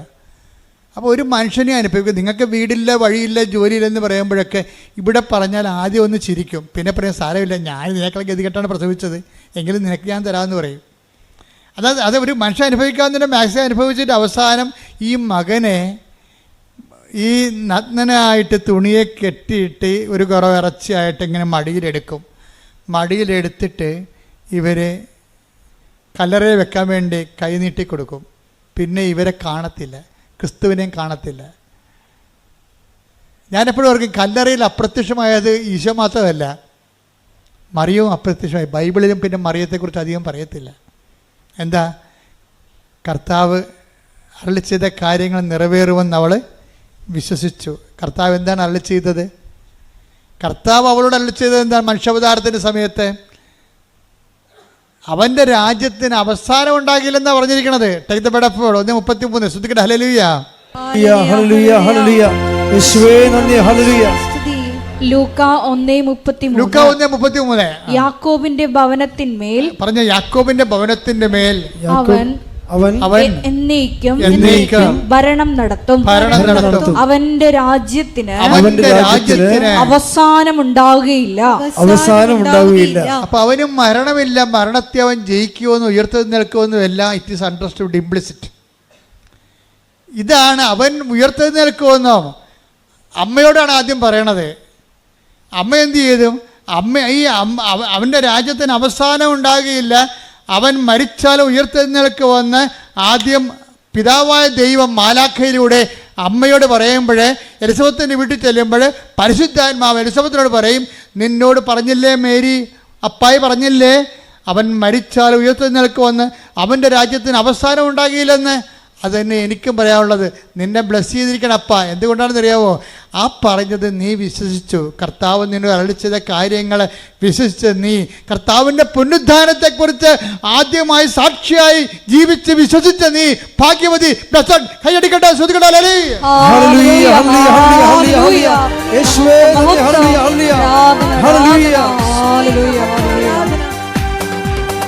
കർത്താവിന്റെ കരവേലം പൂർണ്ണമായി അത്ഭുതങ്ങൾ സംഭവിക്കട്ടെ. കർത്താവിന്റെ കരവേലം പൂർണ്ണമായി അടയാളങ്ങൾ സംഭവിക്കട്ടെ. ഇന്നിവിടെ ഈ നിമിഷം ദൈവശക്തി വെളിപ്പെടട്ടെ. ഇന്നിവിടെ ഈ നിമിഷം ദൈവശക്തി വെളിപ്പെടട്ടെ. ജീവിക്കുന്ന യേശുവിന്റെ സാന്നിധ്യത്തെ ജനങ്ങൾ കണ്ടിടട്ടെ. ഇന്ന് ജീവിക്കുന്ന യേശുവിന്റെ സാന്നിധ്യത്തെ ജനങ്ങൾ കണ്ടിടട്ടെ. തിരുസഭ ഉണരട്ടെ, ദൈവജനം ഉണരട്ടെ. തിരുസഭ ഉണരട്ടെ, ദൈവജനം ഉണരട്ടെ. ജീവിക്കുന്ന യേശുവിന്റെ സാന്നിധ്യത്തെ ജനങ്ങൾ കണ്ടിടട്ടെ. ഇന്നും ജീവിക്കുന്ന യേശുവിന്റെ സാന്നിധ്യത്തെ ജനങ്ങൾ കണ്ടിടട്ടെ. പരിശുദ്ധ പരമദിവ്യകാരുണ്യത്തിന് ആരാധനയും സ്തുതിയും പുകഴ്ചയും ഉണ്ടാകട്ടെ. അപ്പൊ പുനരുദ്ധാനത്തിന്റെ പ്രഥമ സാക്ഷി ആരാണ്? അമ്മയാണ്. അമ്മയുടെ ജീവിതം മുഴുവനും അപ്പോസ്തലന്മാർ പുനരുദ്ധാനത്തിന് സാക്ഷിയാകണത് കർത്താവ് പുനരുദ്ധാനം കഴിഞ്ഞതിന് ശേഷമാണ്. പക്ഷേ എല്ലാവരും മഗ്ദലന മറിയം ഉൾപ്പെടെ പുനരുദ്ധാനത്തിന് സാക്ഷിയാകണത് കർത്താവിൻ്റെ പുനരുദ്ധാനത്തിന് ശേഷമാണ്. അമ്മയുടെ ജീവിതം തന്നെ പുനരുദ്ധാനത്തിൻ്റെ ജീവിതം സാക്ഷിയായിട്ട് ജീവിക്കുകയാണ്. എന്താ കാര്യം?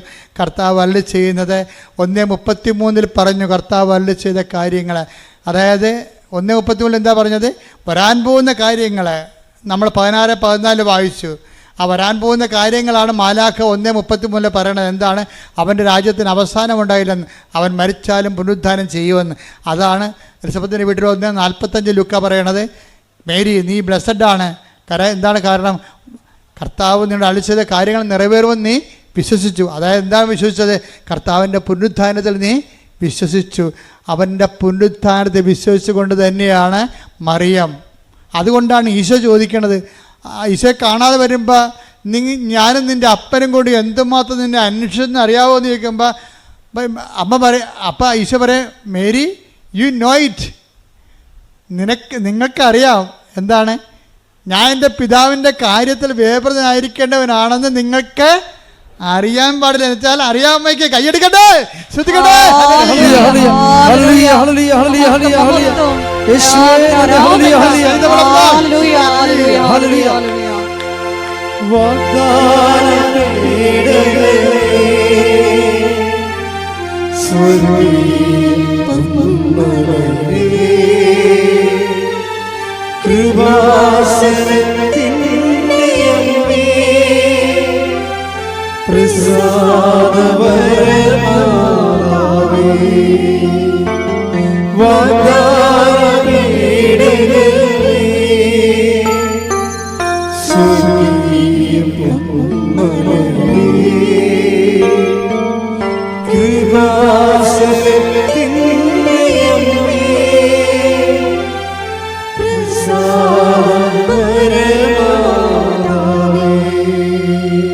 കുരിശിൻ്റെ വഴികളിലൂടെ എല്ലാം ബോധം കെട്ട് വീഴാതെ യോഹന്നാൻ പറയും, കണ്ടില്ലേ അമ്മയുടെ നിപ്പ് കണ്ടില്ലേ? പുനരുദ്ധാനത്തിൻ്റെ സാക്ഷിയായിട്ട് മരിച്ചു കിടക്കുന്ന മകൻ്റെ മുമ്പിൽ ഏതെങ്കിലും അമ്മ ഇങ്ങനെ നിൽക്കുമോ?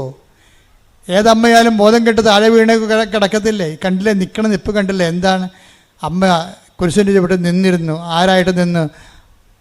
ഈശോയുടെ പുനരുത്ഥാനത്തിൻ്റെ സാക്ഷിയായിട്ട്. ഇപ്പം നിന്നതല്ലല്ലോ, മംഗളവാർത്ത കാലം മുതൽ തന്നെ അവർ പുനരുത്ഥാനത്തിൻ്റെ സാക്ഷിയാണ്.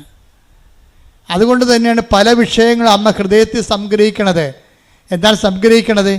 എല്ലാത്തിൻ്റെ അവസാനം എൻ്റെ മകൻ ദൗത്യം പൂർത്തിയാക്കി പുനരുത്ഥാനം ചെയ്യും, ലോകത്തിൻ്റെ രക്ഷ കൈവരും. രക്ഷയെ ധ്യാനിച്ചുകൊണ്ടാണ് അമ്മ എല്ലാ ക്രിസ്തുവിലൂടെ സംഭവിക്കാൻ പോകുന്ന പുനരുത്ഥാനത്തിലൂടെ വരാൻ സമാഗതമാകാൻ പോകുന്ന മനുഷ്യൻ്റെ രക്ഷയെ ധ്യാനിച്ചുകൊണ്ട് അമ്മ ഒറ്റ വാക്കിൽ ഒതുക്കും. എന്താണ്? മേരി ഹൃദയത്തിൽ സംഗ്രഹിച്ചു. കയ്യടിക്കട്ടെ.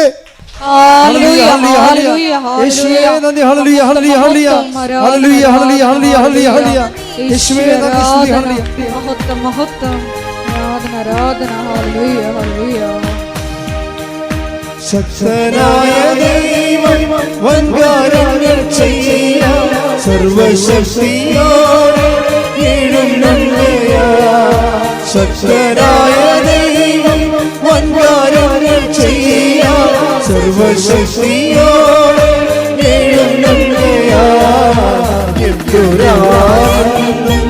എന്തൊരാനന്ദം അമ്മ മേരിയൊപ്പം ആരാധിക്കൂ. എന്തൊരാനന്ദം അമ്മ മേരിയൊപ്പം ആരാധിക്കൂ. പരിശുദ്ധ പരമദിവ്യകാരുണ്യത്തിന് ആരാധനയും സ്തുതിയും പുകഴ്ചയും ഉണ്ടായിരിക്കട്ടെ. ഇതാണ് മാതാവ് നൽകുന്ന ജീവിത ദർശനം എന്ന് പറയുന്നത്. ഇതാണ് ഉടമ്പടിയുടെ ദർശനം. ഉടമ്പടി ജീവിത ദർശനം എന്താണ്? എന്ത് സംഭവിച്ചാലും അത് അപ്പായുടെ തിരുമനസ്സിൻ്റെ കീഴ്പ്പെടുന്നുകൊണ്ട് ഇതാ കർത്താവിൻ്റെ ദാസി എന്ന് പറഞ്ഞുകൊണ്ട് കുരിശിൻ്റെ ചുവട്ടിൽ വരെ നിന്നുകൊണ്ട് തന്നെ ഏൽപ്പിച്ച ജോലി പൂർത്തിയാക്കുമ്പോൾ അമ്മ ഉള്ളിൽ പറയുന്നതാണ്, ഞാൻ സാക്ഷിയാണ്. എന്തിൻ്റെ സാക്ഷിയാണ്? പുനരുത്ഥാനത്തിൻ്റെ സാക്ഷി. ദൈവപൈതലേ, എൻ്റെയും നിൻ്റെയും ജീവിതത്തിൽ നന്മയും തിന്മയും വരാം. പക്ഷെ ക്രിസ്ത്യാനിക്കോ വിശ്വാസിക്കോ തിന്മയില്ല. എന്താ കാര്യം?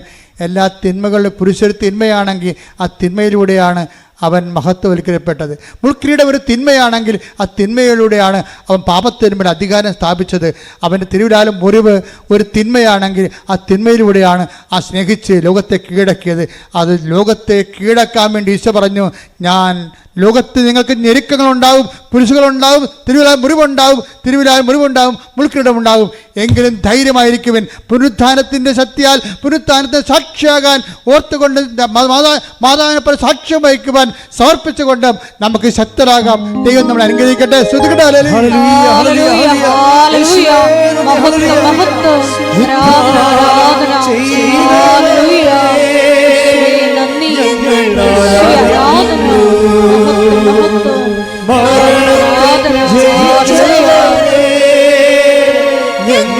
ആരാധിക്കുന്നു.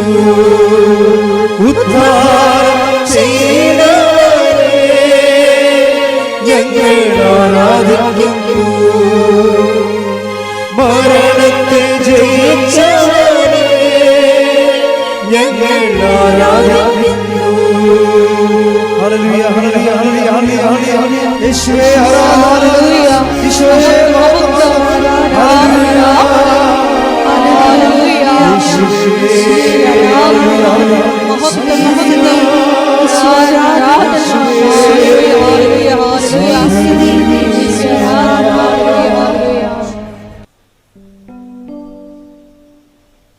എല്ലാത്തിനും പരിഹാരമുണ്ടാകുന്ന ഇന്നലെ നമുക്ക് നടന്നത് 33 സാക്ഷ്യങ്ങളാണ്. എ ഗ്രേഡായിട്ടുള്ള വലിയ സാക്ഷ്യങ്ങളാണ്. നമ്മളെ ദൈവം വചനവും വചനാധിഷ്ഠിതമായ ജീവിതവും കർത്താവിൻ്റെ പുനരുത്ഥാനവും സുവിശേഷ സാക്ഷ്യവും ഒക്കെ വളരെ ഗുരുതരമായ രീതിയിൽ പഠിപ്പിച്ചുകൊണ്ടിരിക്കുകയാണ്. അതുകൊണ്ട് തന്നെ നിങ്ങൾ ദൈവരാജ്യത്തിൻ്റെ നീതിയെയും കുറിച്ച് അന്വേഷിക്കുക. ബാക്കിയുള്ള കാര്യങ്ങൾ കർത്താവ് ചേർത്ത് നൽകുന്നതാണെന്നാണ് ഇതിൻ്റെ ഒരു സംക്ഷിപ്തം. അതുകൊണ്ട് തന്നെ നമ്മളിപ്പോഴേ നിങ്ങളെ പരസ്പരം ശിരസ് കൈവച്ച് പ്രാർത്ഥിക്കേണ്ട സമയമാണ്. അച്ഛൻ ഈ സമയത്ത് ഉടമ്പടി മുഴുവൻ സബ്ജക്റ്റ് കൈകാര്യം ചെയ്യും പ്രാർത്ഥനയിൽ.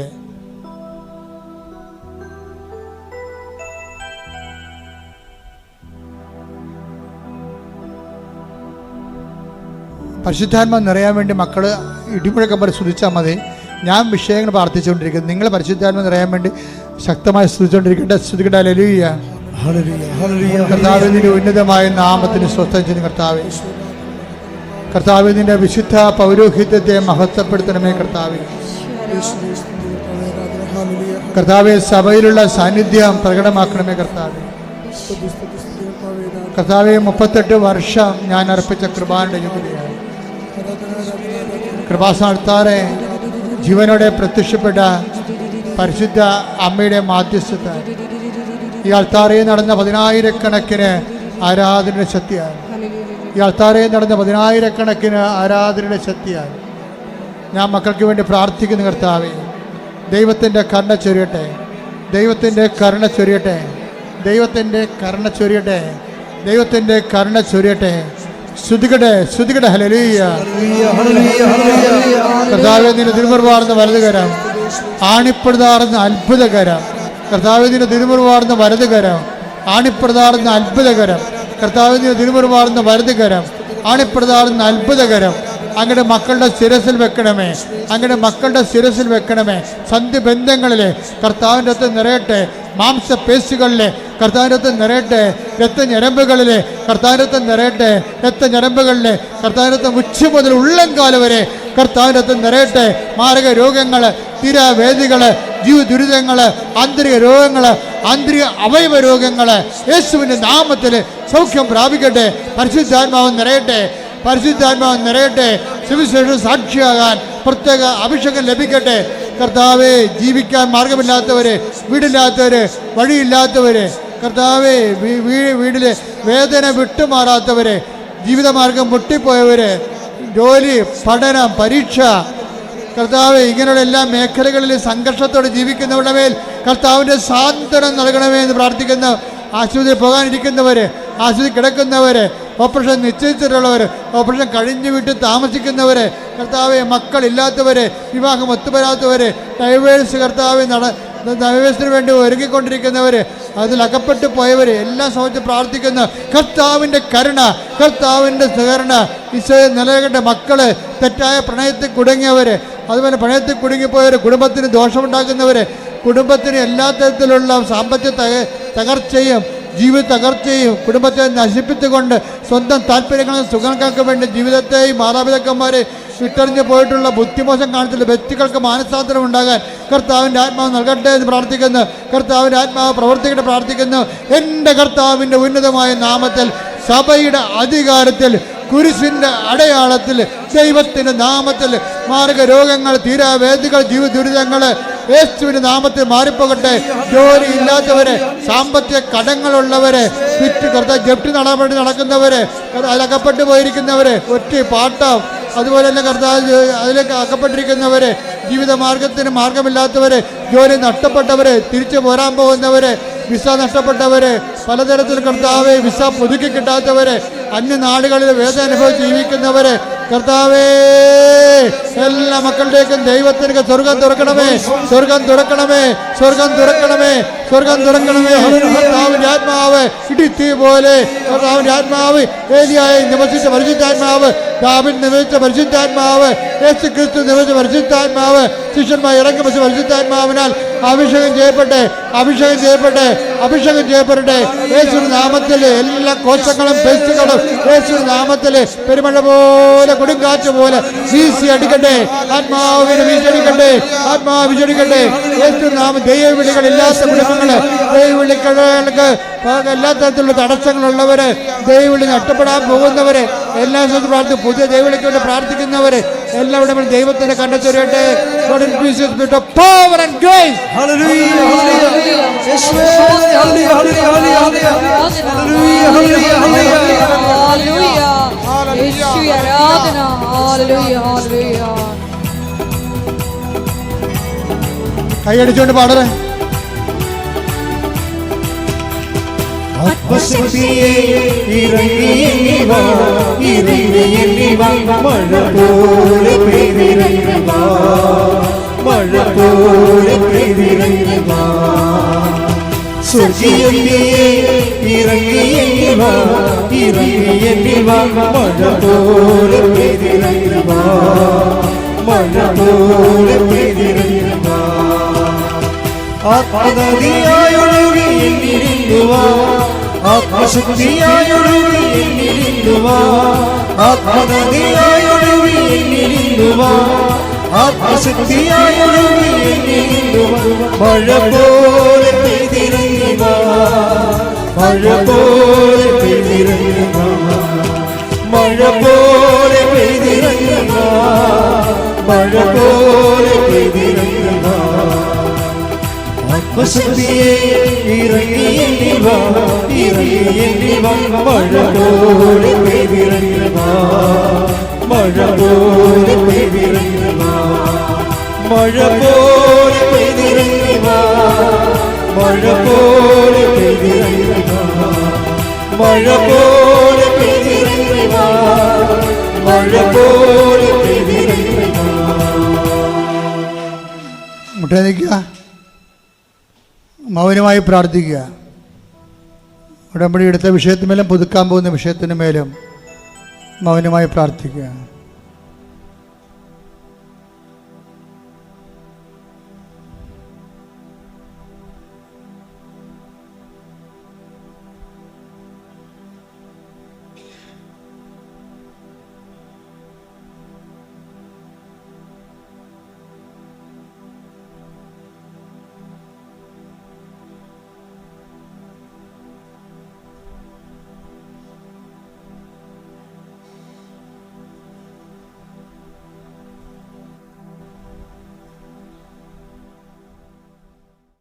സമാപന ആശീർവാദത്തിലേക്ക് പോവുകയാണ് നമ്മൾ.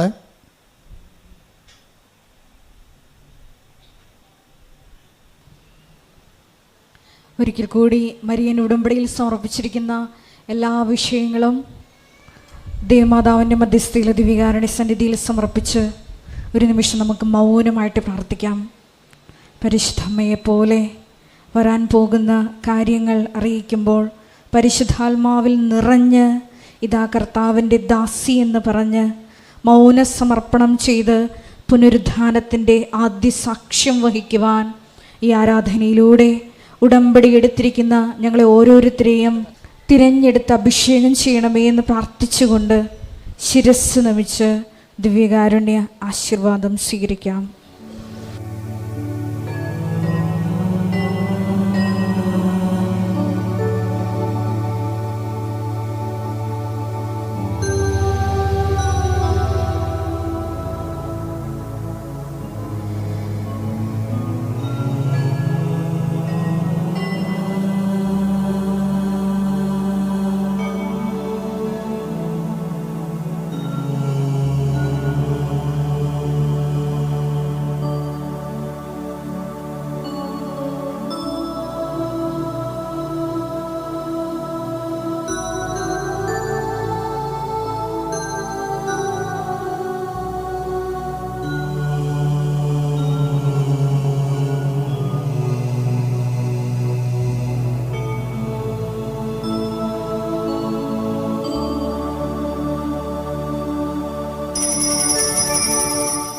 പരിശുദ്ധ പരമ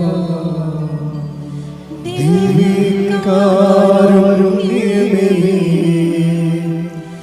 എന്നുമെന്നും അങ്ങേയ്ക്ക് ആരാധന.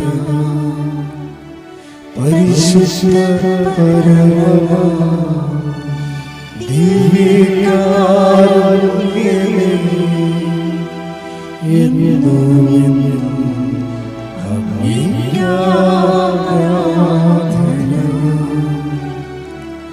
പരിശുദ്ധ പരമ ദിവ്യകാരുണ്യമേ, എന്നുമെന്നും അങ്ങേയ്ക്ക് ആരാധന.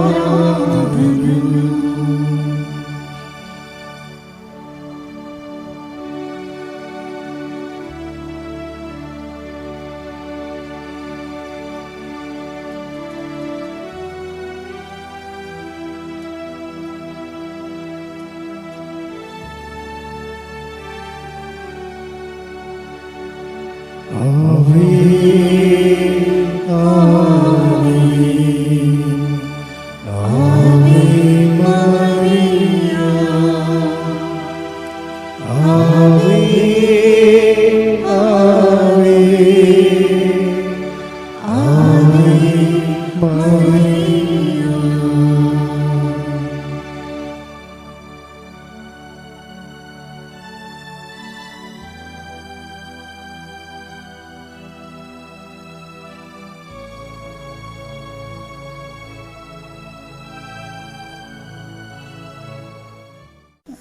എൻ്റെ പ്രിയ